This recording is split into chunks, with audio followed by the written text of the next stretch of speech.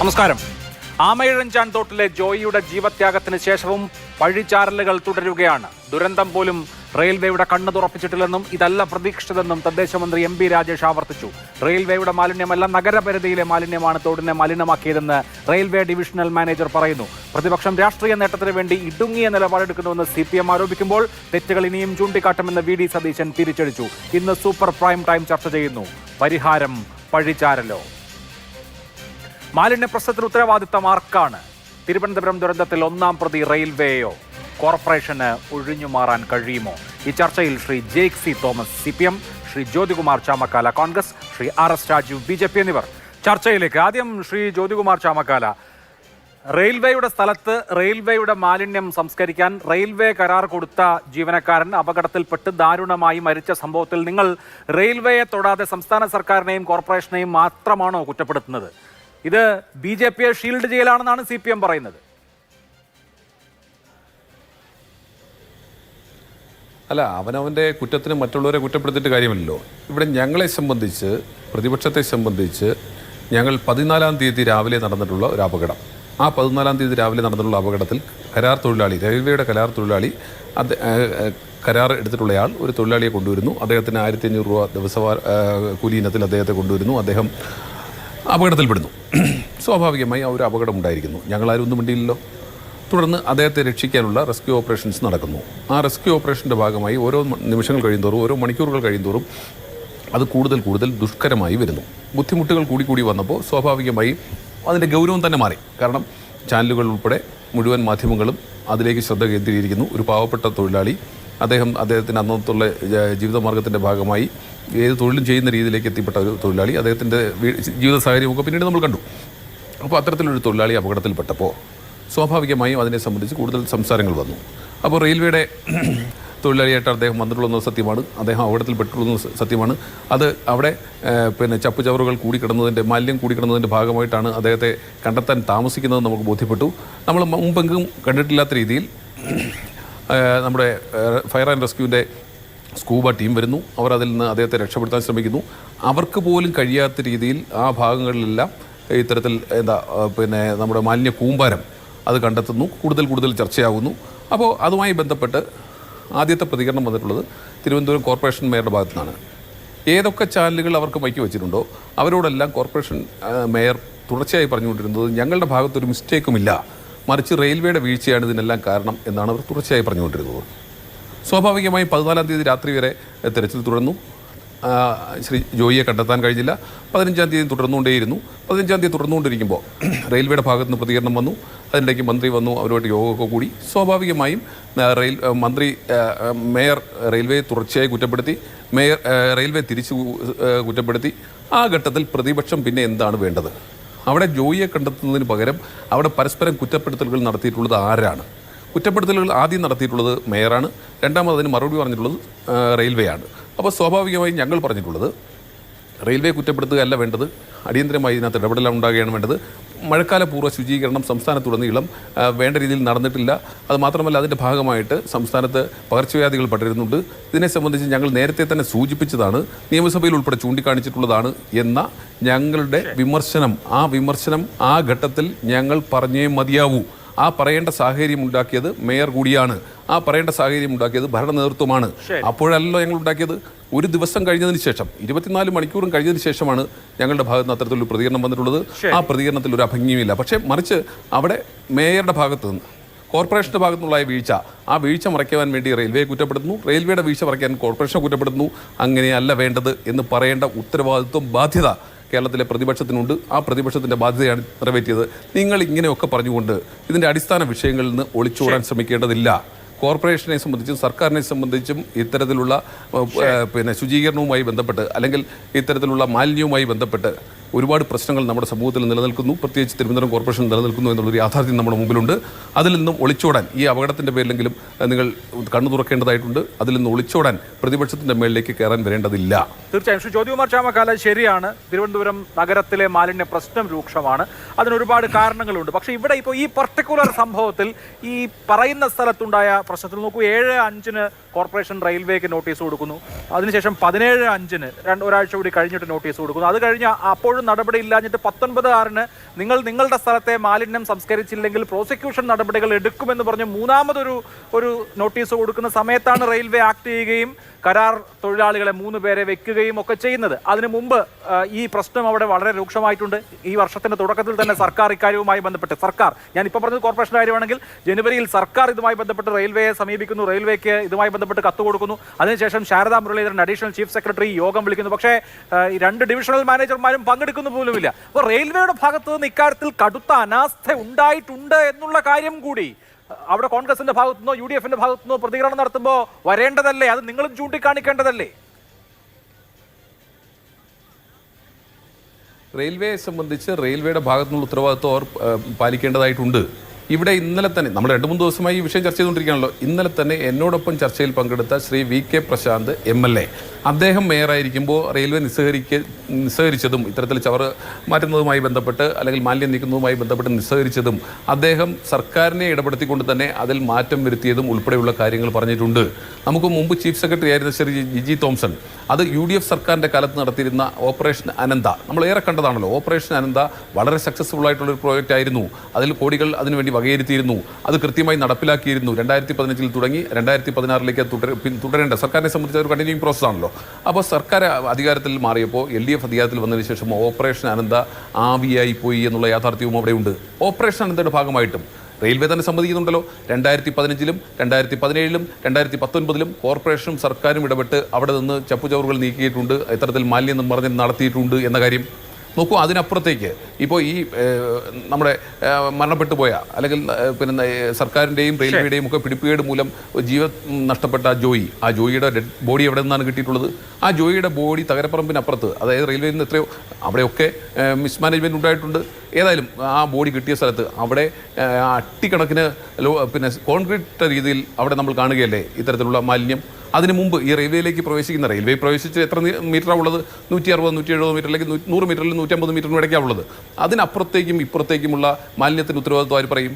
അപ്പോൾ റെയിൽവേയെ മാത്രം കുറ്റപ്പെടുത്തുന്നുണ്ട്. റെയിൽവേ മാത്രം കുറ്റപ്പെടുത്തിയിട്ട് കാര്യമില്ല. അതിന്റെ അപ്പുറത്തുള്ള മാലിന്യത്തിന് എന്തായാലും കോർപ്പറേഷൻ സമാധാനം പറയേണ്ടതാണ്. ഞാൻ അങ്ങയിലേക്ക് വരാം. ഇപ്പോൾ തദ്ദേശ മന്ത്രി ശ്രീ MB രാജേഷ് ടെലിഫോൺ ലൈനിലുണ്ട്. ശ്രീ MB രാജേഷ്, താങ്കൾ ഇന്ന് പറഞ്ഞു അല്ലെങ്കിൽ ഇന്ന് ആവർത്തിച്ചു റെയിൽവേയുടെ ഭാഗത്തുനിന്നുണ്ടായ അനാസ്ഥ. ഒപ്പം ഈ ദുരന്തമെങ്കിലും റെയിൽവേയുടെ കണ്ണ് തുറപ്പിക്കുമെന്ന് പ്രതീക്ഷിച്ചു, പക്ഷേ അത് ഉണ്ടാവുന്നില്ല എന്ന് പറയുന്നതിന്റെ ആധാരം എന്താണ്? ഇന്ന് റെയിൽവേ ഡിവിഷണൽ ഓഫീസർ പറയുന്നത് ഇതിന്റെ ഫർദർ ആയിട്ടുള്ള കാര്യങ്ങൾക്ക് സർക്കാരുമായും കോർപ്പറേഷനുമായും സഹകരിക്കാൻ തയ്യാറാണ് എന്നാണ്. അങ്ങനെയാണ് റെയിൽവേയുടെ സമീപനമെങ്കിൽ സ്വാഗതാർഹമാണ്. പക്ഷെ റെയിൽവേ പത്രക്കുറിപ്പിനെ സംബന്ധിച്ച് വന്ന വാർത്തകൾ കണ്ടത് റെയിൽവേയുടെ ഭാഗത്തെല്ലാം ഭദ്രമാണ് എന്നൊരു അവകാശവാദം അവരുയർത്തുന്നതാണ്. അതല്ല എന്ന് തെളിയിക്കാൻ ഞാൻ ഇന്നലെ പത്രസമ്മേളനത്തിൽ സാധാരണ ഇല്ലാത്ത തരത്തിൽ ഒരു വീഡിയോ പ്രദർശിപ്പിച്ചിരുന്നത് അഭിലാഷ് ശ്രദ്ധിച്ചിട്ടുണ്ടെന്ന് എനിക്ക് അറിഞ്ഞൂടാ. കൊച്ചുവേളി റെയിൽവേ സ്റ്റേഷനിൽ മല പോലെ കൂട്ടിയിട്ടിട്ടുള്ള മാലിന്യമാണ്. റെയിൽവേ യാർഡിൽ കൂട്ടിയിട്ടിട്ടുള്ള മാലിന്യം. അതിൽ നല്ലൊരു പങ്ക് വെള്ളക്കുപ്പികളാണ്. മറ്റെല്ലാ തരത്തിലുള്ള മാലിന്യമുണ്ട്. അറപ്പുളവാക്കുന്ന ഒരു കാഴ്ചയാണ്. ആ റെയിൽവേയാണ് ഇവിടെ പലരും ന്യായീകരിക്കുന്നത്. ആ റെയിൽവേയാണ് സ്വയം അഭിനന്ദിക്കുകയും ന്യായീകരിക്കുകയും ചെയ്യുന്നത്. ഞങ്ങളുടെ എല്ലാം ക്ഷേമമാണ്, ഗംഭീരമാണ് എന്ന് പറയുന്നത്. അതുകൊണ്ടാണ് ഞാൻ പറഞ്ഞത് അത് റെയിൽവേയുടെ കണ്ണ് തുറപ്പിച്ചതായി കാണുന്നില്ല. അല്ല, അവര് യാഥാർത്ഥ്യബോധത്തോടു കൂടി സർക്കാരുമായി സഹകരിക്കാൻ തയ്യാറാണെങ്കിൽ സ്വാഗതാർഹമായിട്ടുള്ള കാര്യമാണ്. വൈകിട്ടാണെങ്കിലും ഇപ്പോഴെങ്കിലും അതിന് അവർ മുന്നോട്ട് വരുന്നുണ്ടെങ്കിൽ ഒരു വിരോധവും അക്കാര്യത്തിലില്ല. പക്ഷെ ഇത് ഉണ്ടായിട്ടില്ല എന്നതാണ് ഇന്നത്തെ അവരുടെ പത്രക്കുറിപ്പിലും കാണിക്കുന്നത്. റെയിൽവേ അവരവകാശപ്പെടുന്ന കാര്യം അവർക്ക് STPയുടെയും FSTPയുടെയും ആവശ്യമില്ല, കാരണം ബയോ ടോയ്ലറ്റുകളാണ് എന്നൊക്കെയാണ്. ഇമാതിരി അവകാശവാദമൊന്നും അംഗീകരിച്ചു കൊടുക്കാൻ പറ്റില്ല. റെയിൽവേയുടെ ടോയ്ലറ്റുകൾ ബയോ ടോയ്ലറ്റ് ആയതുകൊണ്ട് ഞങ്ങൾ അല്ല മിനിസ്റ്റർ, ടോയ്ലറ്റ് ഇപ്പോൾ ഈ പറഞ്ഞ സെപ്റ്റേജ് മാത്രമല്ലല്ലോ. ഇപ്പോൾ റെയിൽവേയുടെ ഭാഗത്തു നിന്ന് പറയുന്നത് അവർ കഴിഞ്ഞ ദിവസവും ചൂണ്ടിക്കാണിച്ചത് ഈ മാലിന്യം, അതായത് റെയിൽവേയുടെ ഭാഗത്തുള്ള ആമയിഴഞ്ചാൻ തോടിലേക്ക് വരുന്ന മാലിന്യം യഥാർത്ഥത്തിൽ നഗരത്തിന്റെ ഇതര ഭാഗങ്ങളിൽ നിന്ന് ഒഴുകി വരുന്ന മാലിന്യമാണ്. അതായത് ഈ മാലിന്യത്തിന്റെ ഉത്തരവാദിത്വം ഞങ്ങൾക്കല്ല എന്ന വാദത്തിൽ അവർ ഇപ്പോഴും ഉറച്ചു നിൽക്കുന്നുണ്ട്. ഇപ്പൊ താങ്കൾ പറയുന്ന വാദം അനുസരിച്ചാണെങ്കിൽ ഇപ്പോൾ ശരി, റെയിൽവേയുടെ ഈ 170 മീറ്റർ സ്ഥലത്തുള്ള ഈ മാലിന്യങ്ങൾക്കെല്ലാം റെയിൽവേയാണ് ഉത്തരവാദിയെങ്കിൽ ആമയിഴഞ്ചാൻ തോടിന്റെ ബാക്കിയുള്ള ഭാഗത്തുള്ള മാലിന്യത്തിന് കോർപ്പറേഷനാണ് ഉത്തരവാദി എന്ന് അതേ ലോജിക്ക് വെച്ച് പറയേണ്ടി വരും. ആമയിഴഞ്ചാൻ തോട്ടിൽ മാലിന്യമില്ല എന്നല്ല എന്റെ വാദം. അവിടെ റെയിൽവേയുടെ അധീനതയിലും മാലിന്യമുണ്ട്, അതിന് പുറത്തും മാലിന്യമുണ്ട്. അതൊരു സത്യമാണ്. റെയിൽവേയുടെ സമീപനമല്ല സർക്കാർ എടുക്കുന്നത്. ഞങ്ങൾക്ക് ഒരു പങ്കുമില്ല എന്ന് പറഞ്ഞ് കൈയൊഴിയുകയല്ല തദ്ദേശ സ്വയംഭരണ വകുപ്പോ തദ്ദേശ സ്ഥാപനങ്ങളും ചെയ്യുന്നത്. ആ യാഥാർത്ഥ്യത്തെ നേരിടുകയാണ്. ഇത്തവണയും ശുചീകരിക്കേണ്ട ശ്രമങ്ങൾ ഇറിഗേഷന്റെ സഹായത്തോടുകൂടി ഇറിഗേഷന്റെ ഉടമസ്ഥതയിലുള്ളതാണല്ലോ നടത്തിയിട്ടുണ്ട്. പൂർണ്ണമായിട്ടത് വിജയിച്ചു എന്ന് ഞാൻ അവകാശപ്പെട്ടില്ല. അത് തുടർന്നും നടത്തും. പക്ഷെ റെയിൽവേ എടുക്കുന്ന സമീപനം എന്താണ്? ഞങ്ങളുടെ ഭാഗത്ത് ഒരു പ്രശ്നവുമില്ല എന്ന നിലപാടെടുക്കുകയാണ്. ഞാൻ ഒറ്റ കാര്യം ഇന്നലെ ചോദിച്ചു, റെയിൽവേ അതിന് മറുപടി പറയുന്നില്ല. റെയിൽവേയുടെ ഈ മാലിന്യം മുഴുവൻ എങ്ങനെയാണ് അവർ സംസ്കരിക്കുന്നത്? റെയിൽവേക്ക് STP ഉണ്ടോ? ഉണ്ടെങ്കിൽ പറയട്ടെ, എവിടെയാണ് അവരുടെ STP പ്രവർത്തിക്കുന്നത് എന്നുള്ളത്. റെയിൽവേക്ക് FSTP ഉണ്ടോ? ഈ ശുചിമുറി മാലിന്യം എങ്ങനെയാണ് സംസ്കരിക്കുന്നത്? അവർ FSTP ഇല്ലാതെ എങ്ങനെ സംസ്കരിക്കും? ഉണ്ടോ? മൂന്നാമത്തെ കാര്യം, ETP ഉണ്ടോ? എഫ്ലൂവന്റ് ട്രീറ്റ്മെന്റ് പ്ലാന്റ് ഉണ്ടോ റെയിൽവേക്ക്? എന്താണ് ഈ കാര്യങ്ങൾക്കൊന്നും അവർ ഉത്തരം പറയാത്തത്? അപ്പൊ അത്തരം ചോദ്യങ്ങൾ അവർ വിശദീകരണം നൽകിയല്ലേ ചെയ്യേണ്ടത്. അപ്പൊ ഈ മാലിന്യമെല്ലാം എന്താണ് അവർ ചെയ്യുന്നത്? ആർക്കാണ് അവർ ഖരമാലിന്യം, അതായത് അജൈവ പാഴ്വസ്തുക്കൾ കൈമാറുന്നത്? എന്തുകൊണ്ടാണ് ക്ലീൻ കേരള കമ്പനിക്ക് അവർ കൈമാറാൻ എന്താണ്? ഇതൊക്കെ കോടതിയും കൂടി ചോദിച്ച ചോദ്യമാണ് കേട്ടോ അഭിലാഷ്. ഞാൻ മാത്രം ഉയർത്തുന്ന, അല്ലെങ്കിൽ ഞങ്ങളെ ഗവൺമെന്റ് മാത്രം ഉയർത്തുന്ന ചോദ്യമല്ല. ബഹുമാനപ്പെട്ട ഹൈക്കോടതിയും ഈ ചോദ്യങ്ങൾ കഴിഞ്ഞ ദിവസം തീർച്ചയായിട്ടും ഈ റെയിൽവേയുടെ ഇക്കാര്യത്തിലെ ഉത്തരവാദിത്വം ആരും അത് തള്ളിക്കളയുമെന്ന് ഞാൻ വിചാരിക്കുന്നില്ല. പക്ഷേ പ്രശ്നം റെയിൽവേയെ കൊണ്ട് മാത്രം തീർക്കാൻ കഴിയുന്നതല്ല. റെയിൽവേയുടെ അധീനതയിലുള്ള പ്രദേശത്ത് മാത്രമല്ല മാലിന്യം. അവിടെ ഇപ്പോൾ താങ്കൾ ഇപ്പോൾ കോടതിയുടെ കാര്യം പറഞ്ഞല്ലോ. കോടതി തന്നെ നിങ്ങൾ മുൻകാലങ്ങളിൽ ചെയ്ത കാര്യങ്ങൾ കോടതി ചൂണ്ടിക്കാണിച്ചിട്ട് ജിജി തോമസിനോട് സംസാരിക്കൂ എന്ന് പറയുന്ന ഒരു ഘട്ടം വരെ ഉണ്ടായല്ലോ. ആ നിലയ്ക്ക് നോക്കുകയാണെങ്കിൽ ഇപ്പോൾ സർക്കാരിനെ സംബന്ധിച്ച് സർക്കാരിന് ഈ പദ്ധതിയുണ്ട്, തദ്ദേശ വകുപ്പിന് പദ്ധതിയുണ്ട്. ഇപ്പോൾ ഇവിടെ ഇറിഗേഷൻ വകുപ്പിന് ചെയ്യാൻ കഴിയുന്ന കാര്യങ്ങൾ ചെയ്തിട്ടുണ്ടോ? കോർപ്പറേഷന് ചെയ്യാൻ കഴിയുന്ന കാര്യങ്ങൾ ചെയ്തിട്ടുണ്ടോ? ഇപ്പോൾ ഈ റെയിൽവേയുടെ 170 മീറ്റർ സ്ഥലത്ത് മാത്രമാണ് പ്രശ്നമെങ്കിൽ നമുക്കിതെല്ലാം റെയിൽവേയുടേതെന്ന് പറയാമായിരുന്നു. അഭിലാഷേ, ഇത് തിരുവനന്തപുരം റെയിൽവേ സ്റ്റേഷന്റെ മാത്രം കാര്യമാണ് പറഞ്ഞത്. കേരളത്തിലെ എല്ലാ റെയിൽവേ സ്റ്റേഷനുകളിലും സമാനമായിട്ടുള്ള സാഹചര്യം ഉണ്ടെന്ന് ഓർക്കണം. അല്ലാതെ 120 മീറ്ററിന്റെ മാത്രമായിട്ട് വെട്ടിച്ചിരിക്കരുത്. വേലിയുടെ കാര്യം ഞാൻ പറഞ്ഞു, അഭിലാഷ് അത് കേട്ടില്ലെന്ന് തോന്നുന്നു. കേരളത്തിലെ എല്ലാ റെയിൽവേ സ്റ്റേഷനുകളുടെയും പ്രശ്നമാണ്. വിശദമായിട്ടുള്ള റിപ്പോർട്ട് 20 നടപടികൾ റെയിൽവേ സ്വീകരിക്കേണ്ടത് അഡീഷണൽ ചീഫ് സെക്രട്ടറിയുടെ യോഗത്തിൽ ഞങ്ങൾ നിർദ്ദേശിച്ചിരുന്നു. റെയിൽവേയുടെ ഭാഗത്ത് നിന്ന് സ്വീകരിക്കേണ്ട 20 ആക്ഷനബിൾ പോയിന്റ്സ് എന്തെല്ലാമാണ് എന്ന് അവർക്ക് കൊടുത്തിരുന്നു. അപ്പൊ 170 മീറ്റർ ആക്കിയിട്ട് ചുരുക്കി നിങ്ങൾ റെയിൽവേയെ ന്യായീകരിക്കാനും വെളുപ്പിക്കാനും ശ്രമിക്കരുതെന്ന് എനിക്ക് അഭ്യർത്ഥിക്കാനുള്ളത്. അവരുടെ ഉത്തരവാദിത്വം ഉറപ്പുവരുത്താനാണ് ശ്രമിക്കേണ്ടത്. പിന്നെ ഒരു കാര്യം, കേരളത്തിൽ കഴിഞ്ഞ ബ്രഹ്മപുരം തീപിടുത്തത്തിന് ശേഷം സർക്കാർ നടപ്പാക്കിയിട്ടുള്ള തീവ്രമായിട്ടുള്ള കർമ്മ പരിപാടിയുണ്ട്. അത് നല്ല മാറ്റങ്ങൾ ഉണ്ടാക്കിയിട്ടുണ്ട്. തീർച്ചയായിട്ടും നല്ല മാറ്റങ്ങൾ ഉണ്ടാക്കിയിട്ടുണ്ട്.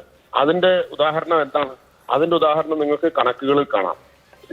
ആ കണക്കുകൾ മുഴുവൻ ഞാനിപ്പോ ഇവിടെ ആവർത്തിക്കാൻ ആഗ്രഹിക്കുന്നില്ല. എൻഫോഴ്സ്മെന്റിന്റെ കാര്യത്തിലുണ്ട്, പരിശോധനകളുടെ കാര്യത്തിൽ, ഫൈൻ ഈടാക്കിയതിന്റെ കാര്യത്തിൽ, മിനി MCFകളുടെ എണ്ണത്തിൽ ഇരട്ടിയിലേറെ വർധനവുണ്ടായി. ഇങ്ങനെയുള്ള കണക്കുകൾ നമ്മൾ ഹരിതകർമ്മസേനയുടെ എണ്ണത്തിലും വരുമാനത്തിലും വർധനവുണ്ടായി. ഡോർ ടു ഡോർ വാതിൽപ്പടി ശേഖരണത്തിന്റെ കാര്യത്തിൽ ഗണ്യമായിട്ടുള്ള വർധനവുണ്ടായി. യൂസർ ഫീ കളക്ഷന്റെ കാര്യത്തിലുണ്ടായി. ഇതെല്ലാം ഈ കാലയളവിൽ ഉണ്ടായിട്ടുണ്ട്. ഇതെല്ലാം ഹൈക്കോടതി അക്നോളജ് ചെയ്തിട്ടുണ്ട്. ഹൈക്കോടതി എല്ലാ ആഴ്ചയിലും എന്നോണം സിറ്റിംഗ് നടത്തിക്കൊണ്ടിരിക്കുകയാണ് ബ്രഹ്മപുരത്തിന് ശേഷം.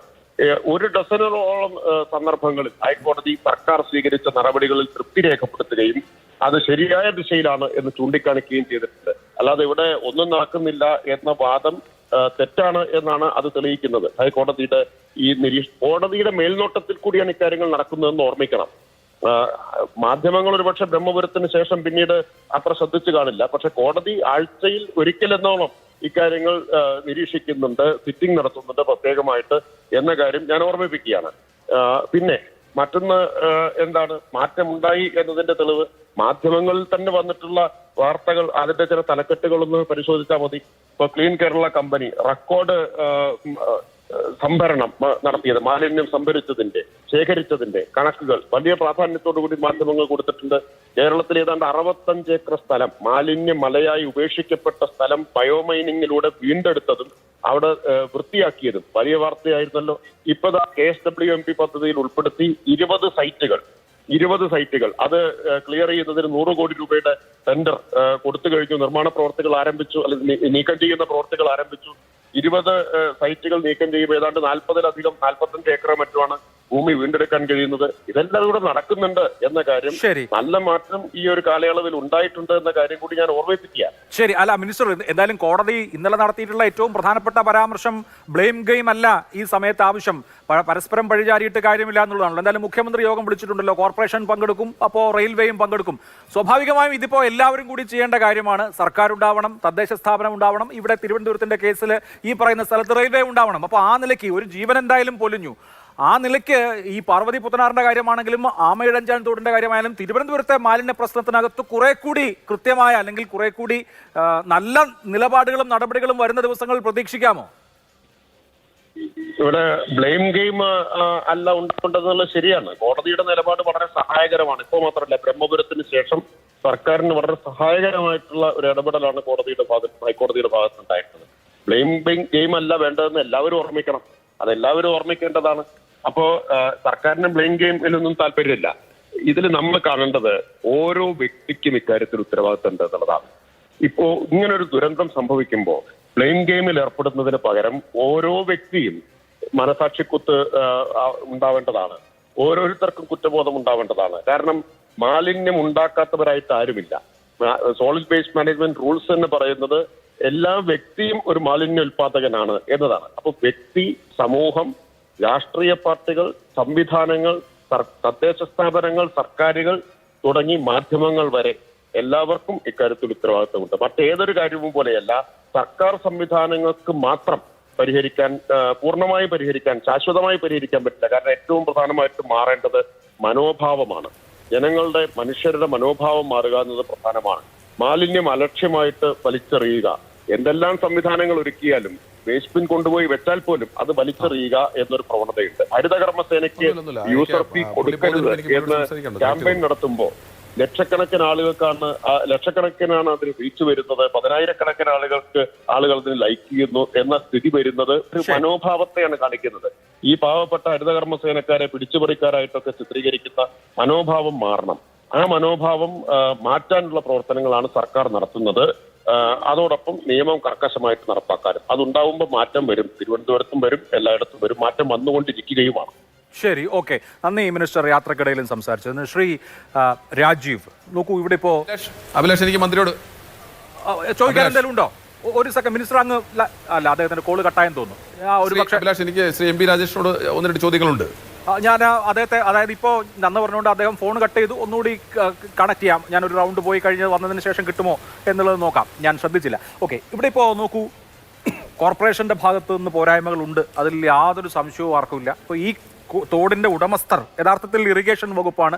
അവർ ചെയ്യാനുള്ള കാര്യങ്ങൾ ചെയ്തിരുന്നെങ്കിൽ ഇത്രയും വലിയ മാലിന്യ കൂമ്പാരം ഉണ്ടാവുമായിരുന്നില്ല. അതേസമയം തന്നെ റെയിൽവേ ചെയ്യേണ്ടിയിരുന്ന കാര്യം കാലങ്ങളായി ചെയ്യുന്നുണ്ടായിരുന്നില്ല എന്ന് മാത്രമല്ല, സർക്കാരും കോർപ്പറേഷനും അങ്ങോട്ട് ആവശ്യപ്പെട്ടിട്ട് കുറ്റകരമായ സമീപനം റെയിൽവേ സ്വീകരിച്ചു എന്നുള്ളതും വസ്തുതയല്ലേ? നമുക്ക് അത് ഇല്ല എന്ന് പറയാൻ പറ്റുമോ? ഇല്ല എന്ന് പറയുന്നില്ല. പക്ഷേ നമ്മൾ ചിന്തിക്കേണ്ടത് ഡിസാസ്റ്റർ മാനേജ്മെന്റ് സാമ്പത്തികം കേന്ദ്ര സർക്കാർ കൊടുക്കുന്ന ആർക്കാണ്? റെയിൽവേക്കാണോ? അല്ല, സംസ്ഥാന സർക്കാരിനും ജില്ലാ ഭരണകൂടത്തിനുമാണ്. ഇപ്പോൾ 2023 330 കോടി രൂപയാണ് ഡിസാസ്റ്റർ മാനേജ്മെന്റിന് കൊടുത്തത്. ഈ വർഷം അത് 347 കോടി രൂപയാണ് കൊടുത്തിട്ടുള്ളത്. നമ്മൾ കണക്കുകൾ ഇല്ലാതെ പോകരുത്. അപ്പോൾ ഇതിൻ്റെ പരിഹാരം കാണേണ്ടത് ഒരു വശത്ത് നഗരസഭയാണ്, മറ്റൊരു വശത്ത് പറയുന്നത് ഇപ്പം ഇന്ന് തന്നെ മാതൃഭൂമി ചാനൽ പുറത്ത് വിട്ടിട്ടുള്ള സ്കൂബെ ടീമിൻ്റെ സംഭാഷണത്തിൽ നിന്ന് അറിയാം. സ്കൂബെ ടീം എന്നാണ് പറഞ്ഞത്, ഈ തലസ്ഥാനത്തുള്ള മുഴുവൻ മാലിന്യങ്ങളുമാണ് ഇവിടെ ഉണ്ടായിരുന്നതെന്ന് അവർ തന്നെ സമ്മതിക്കുകയാണ്. മാതൃഭൂമി വിട്ട ഇന്നത്തെ ന്യൂസിലുണ്ട്. അപ്പോൾ സ്കൂബെ ടീം തന്നെ പറയുന്നത്. അപ്പം റെയിൽവേക്ക് ഞാൻ പറഞ്ഞുതരാം, ഞാൻ റെയിൽവേ ന്യായീകരിച്ച് പറയുന്നത് വിശ്വസിക്കരുത്. റെയിൽവേക്ക് സ്വച്ഛ ഭാരത് മിഷനുണ്ട്, അവിടെ വേസ്റ്റ് കൊണ്ടുപോകാനുള്ള ഏജൻസികളുണ്ട്, ഇതെല്ലാം ഉണ്ട്. അങ്ങനെയാണെങ്കിൽ കേരളത്തിനകത്തുള്ള മുഴുവൻ സ്റ്റേഷനിലും മാലിന്യ കൂമ്പാരാവുണ്ട്, ഇതുണ്ട്. അല്ല, അവിടെ നോക്കൂ, ഇപ്പോ കഴിഞ്ഞ ദിവസം മന്ത്രി വീഡിയോ കാണിച്ചു പറഞ്ഞു, കൊച്ചുവേളി യാർഡിൽ, റെയിൽവേയുടെ യാർഡിൽ മാലിന്യങ്ങൾ കൂട്ടിയിട്ടിരിക്കുകയാണ്. ആരോട്ട് പോകുന്നത്? ഏത് കമ്പനിക്കാണ് സർക്കാർ തുടങ്ങിയിട്ടുള്ള ക്ലീൻ കേരള കമ്പനിക്ക് റെയിൽവേ മാലിന്യം കൊടുക്കുന്നില്ല? പോട്ടെ, റെയിൽവേക്ക് ഈ പറഞ്ഞ ട്രീറ്റ്മെന്റ് പ്ലാനുകളുണ്ട്, സെപ്റ്റേജ് ട്രീറ്റ്മെന്റ് പ്ലാനുകൾ ഉണ്ട്. അദ്ദേഹം പറഞ്ഞല്ലോ 1.5 ലക്ഷം ലിറ്റർ ക്ലിയർ ചെയ്യാനുള്ള സാധനം ഉണ്ടെന്ന് അദ്ദേഹം പറഞ്ഞല്ലോ. എന്നിട്ട് അദ്ദേഹം ക്ഷണിച്ചല്ലോ. അല്ല അഭിലാഷ്, ഇന്ന് ക്ഷണിച്ചല്ലോ വാർത്താസമ്മേളനത്തിൽ. അദ്ദേഹം പറഞ്ഞല്ലോ, DRM പറഞ്ഞു വന്ന് നോക്കാമെന്ന് പറഞ്ഞല്ലോ. നിങ്ങൾക്ക് വന്ന് കാണാം എന്ന് DRM പറയല്ലേ? നിങ്ങൾക്ക് വന്ന് കാണാമെന്ന് ആര് പറയുന്നു? DRM തന്നെ പറയുകയാണ്. അപ്പോൾ നമ്മൾ വെറും 117 മീറ്ററിൽ നിൽക്കണം. ഇനി ഞാനൊന്ന് കേൾക്കട്ടെ, നമ്മൾ ഇത് ചർച്ച ചെയ്ത് പോകുമ്പോൾ നമ്മളൊരു പരിഷ്കൃത സമൂഹത്തിൽ ജീവിക്കുന്ന ഒരാളാണ്. എത്രയോ വർഷം പഴക്കമുള്ള ടണലുകളാണ് ഈ ടണലുകൾ.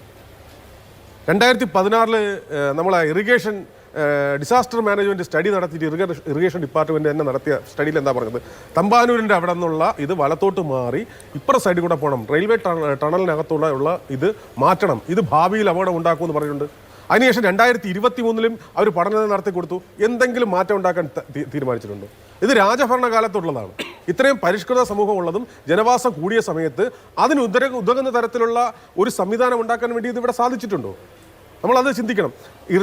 ആമയിഴഞ്ഞാൻ തോടിൻ്റെ പഴയ വീതി എത്രയായിരുന്നു? ഇന്ന് എത്രയായി? അത് കയ്യേറ്റക്കാരെ ഒഴിപ്പിക്കാൻ വേണ്ടി സാധിച്ചിട്ടുണ്ട്.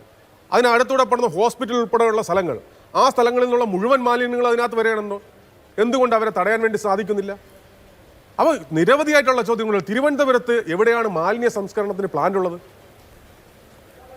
അപ്പം ഇത് മന്ത്രി പറയുന്നു, ഇന്നലത്തെ വാർത്താ സമ്മേളനത്തിൽ മന്ത്രി പറഞ്ഞ എന്താണ്, ഞാൻ 1 വർഷക്കാലം കൊണ്ട് ഇതിൻ്റെ പിറകിലാണ് എന്ന് പറയുമ്പോൾ കഴിഞ്ഞ പുറകിലുള്ള 5 വർഷക്കാലം ഈ വകുപ്പ് നോക്കിയിരുന്ന MP ഗോവിന്ദൻ മാസ്റ്റർ പരാജയം എന്നല്ലേ അദ്ദേഹം പറഞ്ഞത്? അല്ലേ? അദ്ദേഹം തന്നെ പറയും, നീ 1 വർഷം കൊണ്ട് ഞാൻ ഇത് ചെയ്യുന്നു എന്ന് പറഞ്ഞാൽ കഴിഞ്ഞ 4 വർഷം ഇത് നടന്നിട്ടില്ല എന്നുള്ളതാണ്. കഴിഞ്ഞ വർഷം ഞാൻ കേട്ടെ, കഴിഞ്ഞ വർഷം ഒക്ടോബറിൽ ഉണ്ടായിട്ടുള്ള മഴ, ആ മഴയ്ക്ക് ശേഷം ഉണ്ടായിട്ടുള്ള കൃത്യമായിട്ടുള്ള നിർദ്ദേശം എല്ലാ സ്ഥലത്തു നിന്നും വന്നു. BJP പറഞ്ഞു നഗരസഭയിൽ കൗൺസിൽ എല്ലാവരെയും വിളിക്കണം, മാലിന്യ സംസ്കരണത്തിനും മറ്റു കാര്യത്തിനുള്ള വിളിക്കാൻ തയ്യാറായിട്ടില്ല, മേയർ വിളിക്കാൻ തയ്യാറായിട്ടില്ല. അപ്പോൾ 2023 ഒക്ടോബർ മാസം തൊട്ട് ഈ പദ്ധതികൾക്ക് ഇറങ്ങിയിരുന്നെങ്കിൽ ഇപ്പൊ ഈ 5-ാം മാസം കൊണ്ട് കൊടുക്കേണ്ട ആവശ്യമുണ്ടോ? ഇനി കൊടുത്തു, നടത്തില്ല. ഡിസാസ്റ്റർ മാനേജ്മെന്റ് ആക്ട് പ്രകാരം കളക്ടർക്ക് നടപടിയെടുക്കാം. കളക്ടർക്ക് നടപടിയെടുക്കാൻ പറ്റുമെങ്കിൽ ചീഫ് സെക്രട്ടറിക്ക് നടപടിയെടുക്കാം. ഡിസാസ്റ്റർ മാനേജ്മെന്റ് ആക്ട് വളരെ അപൂർവമായി, അതല്ലെങ്കിൽ ജിജി തോമസൻ ചെയ്തിട്ടുണ്ടല്ലേ? ഡിസാസ്റ്റർ മാനേജ്മെന്റ് ആക്ട് അനുസരിച്ച് ബ്രഹ്മപുരത്തിന്റെ സമയത്ത് ആക്ട് ചെയ്തിട്ടുണ്ട്. വളരെ അപൂർവമായി മാത്രമാക്കി സാധാരണ നിലയ്ക്കുള്ള ഇത്രയും കാര്യം വളരെ കർക്കശമായിട്ട് പറയുന്നു. ഇത് അവരുടെ ഭാഗത്തു നിന്നുള്ള വീഴ്ചയാണ്, അല്ലെങ്കിൽ ഇതൊന്നും സംഭവിക്കില്ല എന്നുള്ള തരത്തിൽ പറയുമ്പോൾ അത്രയും എമർജൻസി സിറ്റുവേഷൻ നമുക്ക് ഉപയോഗിക്കാമല്ലോ. ശരി, ഓക്കെ, അതാണ് പോയിന്റ്. ശ്രീ ജേക്സി തോമസ്, ഇവിടെ ഇപ്പോ ബ്ലെയിം ഗെയിം വേണ്ട എന്ന് ഹൈക്കോടതി ആരോടൊക്കെയാണ് പറയുന്നത്? സർക്കാരിനോടും കോർപ്പറേഷനോടും ഒക്കെ കൂടിയാണ്, റെയിൽവേയോടും എന്ന് വേണമെങ്കിൽ നമുക്ക് കരുതാം. ഇവിടെ ബ്ലെയിം ചെയ്ത് തുടങ്ങിയത് കോർപ്പറേഷനാണ്, മേയറാണ്. ഇവിടെ ഈ ആമയിഴഞ്ചാൻ തോടിന്റെ പ്രശ്നം അല്ലെങ്കിൽ തിരുവനന്തപുരത്തെ മാലിന്യ പ്രശ്നം ആകെ 170 മീറ്ററിലാണോ?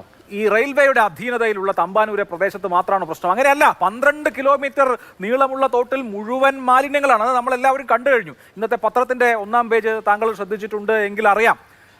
മാലിന്യ കൂമ്പാരത്തിൻ്റെയും ഈ മൃതദേഹം കൊണ്ടുപോകുന്ന വാഹനത്തിൻ്റെയും ഒരുമിച്ചുള്ള ദൃശ്യം. ആ നിലയിൽ അടിമുടി മാലിന്യങ്ങളാൽ നിറഞ്ഞ ഒരു തോട്ടിൽ കുറച്ച് സ്ഥലം റെയിൽവേയുടെ അധീനതയിലാണ്, വളരെ കുറച്ച് സ്ഥലം റെയിൽവേയുടെ അധീനതയിലാണ് എന്നുള്ളതുകൊണ്ട് എല്ലാ ബ്ലെയിമും റെയിൽവേയുടെ തലയിൽ കെട്ടിവെച്ചാൽ പ്രശ്നം പരിഹരിക്കപ്പെടുമോ?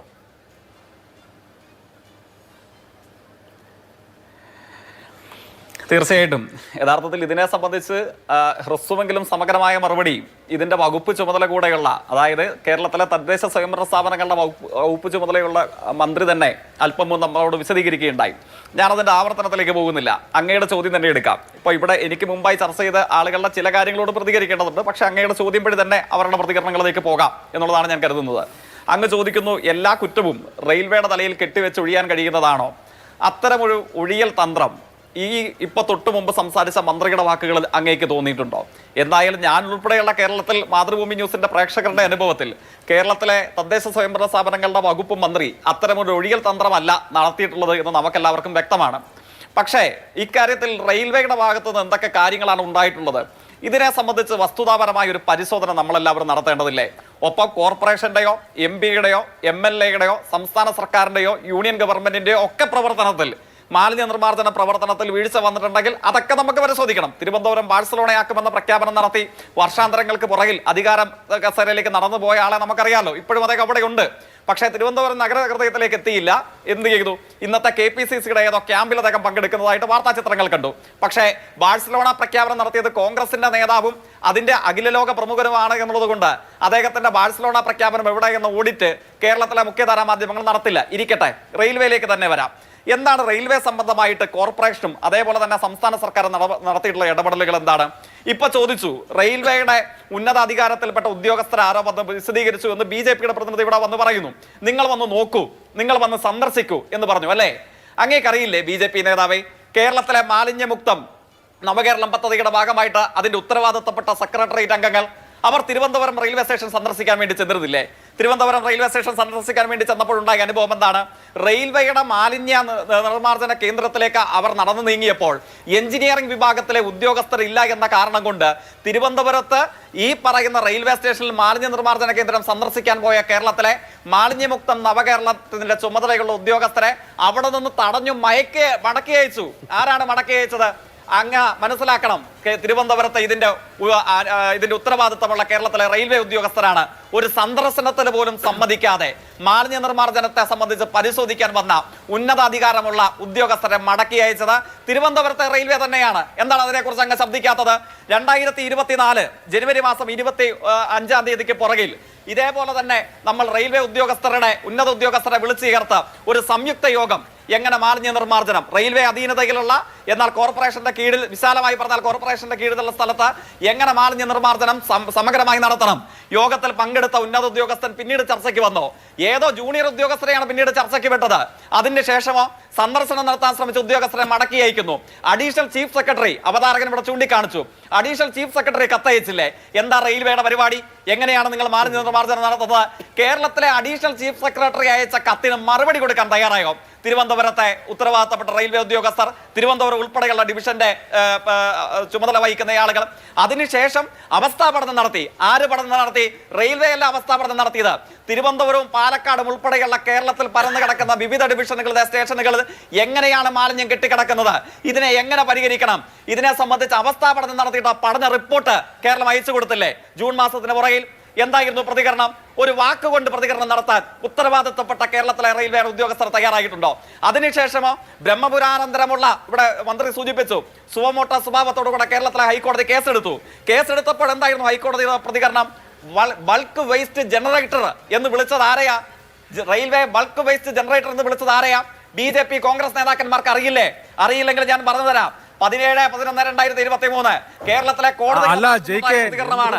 ഏറ്റവും ഒടുവിലോ റെയിൽവേ എന്ന് കോടതി പരാമർശിച്ചിട്ടുണ്ട്. അതിപ്പോ നമുക്ക് അല്ലെങ്കിൽ തന്നെ അറിയാലോ. ഇപ്പോ ജയ്ക്ക് പറയുന്ന കാര്യം എന്താണ്? റെയിൽവേ ഒരുപാട് മാലിന്യത്തിന് ഉത്തരവാദിയാണ്. ശരി, തിരുവനന്തപുരത്ത് റെയിൽവേ സ്റ്റേഷനുണ്ട്, അവിടെ മാലിന്യമുണ്ട്. അതുകൊണ്ട് ആ പ്രദേശത്തെ മലിനീകരണത്തിന്റെ ഉത്തരവാദി റെയിൽവേ ആണ്. അപ്പോൾ ഈ 170 മീറ്റർ കഴിഞ്ഞിട്ട് ബാക്കി 12 കിലോമീറ്റർ തോടാണ് ഈ ആമഴഞ്ചാൻ തോട്.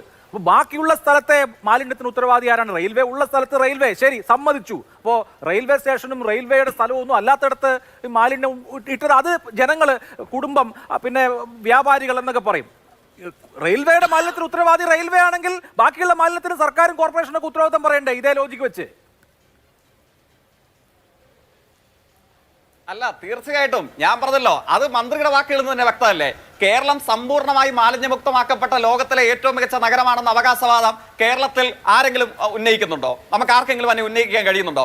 കേരളത്തിൽ പരിമിതികളോടുകൂടെയെങ്കിലും ഗൗരവപൂർണ്ണമായ മാലിന്യ പ്രശ്നമുണ്ട്. പക്ഷേ ആ പ്രശ്നത്തെ അഭിസംബോധന ചെയ്യുന്നതിൽ അഭിനന്ദനാർഹമായ ശ്രമങ്ങളാണ് പ്രത്യേകിച്ച് 2023 മാർച്ചിന് ശേഷം ഈ കഴിഞ്ഞ ഒരു വർഷക്കാലത്തിനിടയിൽ കേരളത്തിലെ സംസ്ഥാന സർക്കാരും വിവിധ സർക്കാരുകളുടെ വിവിധ പാർട്ടികളുടെ നിയന്ത്രണത്തിൽ പ്രവർത്തിക്കുന്ന കേരളത്തിലെ പ്രാദേശിക സർക്കാരുകൾ, സ്ഥാപനങ്ങൾ, വിവിധ ക്ലീൻ കേരള കമ്പനി ഉൾപ്പെടെയുള്ള അത് മുതൽ തുടങ്ങുന്ന കേരളത്തിലെ സ്വകാര്യ ഏജൻസികൾ, ഇവരൊക്കെ വഹിച്ചിട്ടുള്ളത് ശ്രദ്ധേയമായ പങ്കാണ്. കേരളത്തിലെ ഹൈക്കോടതി എത്രയോ തവണ അഭിനന്ദിച്ചിട്ടുണ്ട്. ബ്രഹ്മപുരത്തിന് ശേഷം സ്വമേധയാ കേസെടുത്ത ഹൈക്കോടതി എത്രയോ തവണ.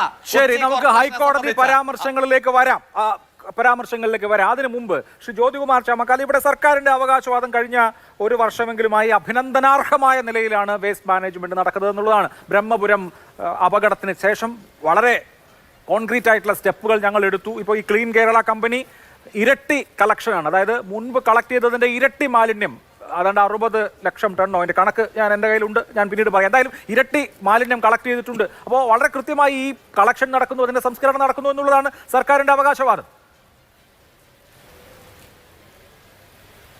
നോക്കൂ, മന്ത്രിയും മന്ത്രിയുടെ അനുചരനും വീമ്പിളക്കുന്നതല്ലാതെ യാഥാർത്ഥ്യബോധത്തോടെ സംസാരിക്കുന്നില്ല എന്നുള്ളതാണ് പ്രശ്നം. ഇവിടെ നോക്കൂ, ഇവിടെ ഇപ്പോൾ ഇവർ പറഞ്ഞെന്താണ്? റെയിൽവേയുടെ വീഴ്ചയെക്കുറിച്ച് പറയുന്നുണ്ട്. അത് റെയിൽവേ മറുപടി പറയട്ടെ. ഞങ്ങൾ റെയിൽവേയുടെ എന്താ പറയുന്നത് റെപ്രസെൻറ്റേറ്റീവ്സ് അല്ല. ഞങ്ങളുടെ ചോദ്യം, ഇവിടെ 12 കിലോമീറ്റർ ഉള്ളതിൽ 120 മീറ്ററോളമാണ് റെയിൽവേയിലൂടെ കടന്നു പോകുന്നത്. 12 മീറ്റർ എന്ന് പറഞ്ഞാൽ 12,000 മീറ്റർ, 12 കിലോമീറ്റർ എന്ന് പറഞ്ഞാൽ 12,000 മീറ്റർ. 12,000 മീറ്ററിൽ 120 മീറ്ററിനെ കുറിച്ചാണ് ഇവർക്ക് ആക്ഷേപമുള്ളത്. ആ റെയിൽവേയിലേക്ക് മാലിന്യം വരുന്നത് സ്വാഭാവികമായും അതിലെ യാത്രക്കാർ തന്നെയാണ് കൊണ്ടുവരുന്നത്, തർക്കമൊന്നുമില്ല. അതായത് 12,000 മീറ്ററിൽ 120 മീറ്ററിലെ തർക്കത്തെക്കുറിച്ച് പറയുമ്പോൾ 100-ൽ 1 മീറ്ററിനെ സംബന്ധിച്ച് അതായത് 1% ഏറിയാണ് ഈ റെയിൽവേയിലൂടെ കടന്നു പോകുന്നത്. ബാക്കി 99% കോർപ്പറേഷന്റെ അധീനതയിലൂടെയാണ് പോകുന്നത് എന്ന കാര്യത്തിൽ തർക്കമില്ലല്ലോ.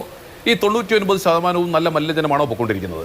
ഈ 99% പ്രദേശത്തും നമുക്കറിയാവുന്നതുപോലെ അല്ലെങ്കിൽ അഭിലാഷം കൃത്യമായിട്ട് അറിയാവുന്നതുപോലെ ഒബ്സർവേറ്ററിൻ്റെ അവിടെ നിന്നാണ് തുടങ്ങുന്നത്, വാട്ടർ വർക്സിൻ്റെ അവിടെ നിന്നാണ് തുടങ്ങുന്നത്.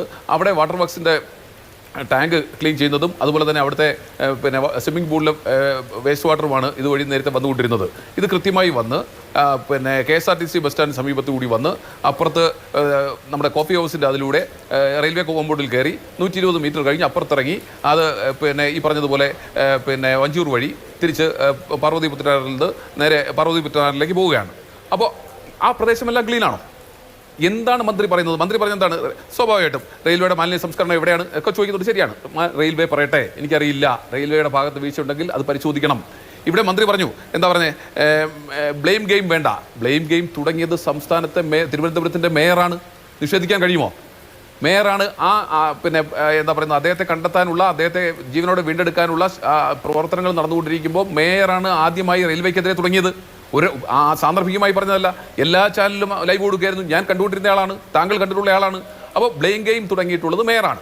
ഇനി അതിനപ്പുറത്തേക്ക് എൻ്റെ ചോദ്യം, ഇവിടെ റെയിൽവേ എവിടെ സംസ്കരിക്കുന്നു? ഞങ്ങളുടെ ചോദ്യം റെയിൽവേ എവിടെ സംസ്കരിക്കുന്നു എന്നതോടൊപ്പം തന്നെ ഞങ്ങളുടെ അടുത്ത ചോദ്യം കോർപ്പറേഷൻ എവിടെ സംസ്കരിക്കുന്നു? എൻ്റെ വീട്ടിൽ നിന്നുൾപ്പെടെ ദിവസവും ചപ്പുചവറുകൾ എടുത്തുകൊണ്ട് പോകുന്നുണ്ട്, മാലിന്യം എടുത്തുകൊണ്ട് പോകുന്നുണ്ട്, പ്ലാസ്റ്റിക് മാലിന്യങ്ങൾ പ്രത്യേകം ശേഖരിക്കുന്നുണ്ട്.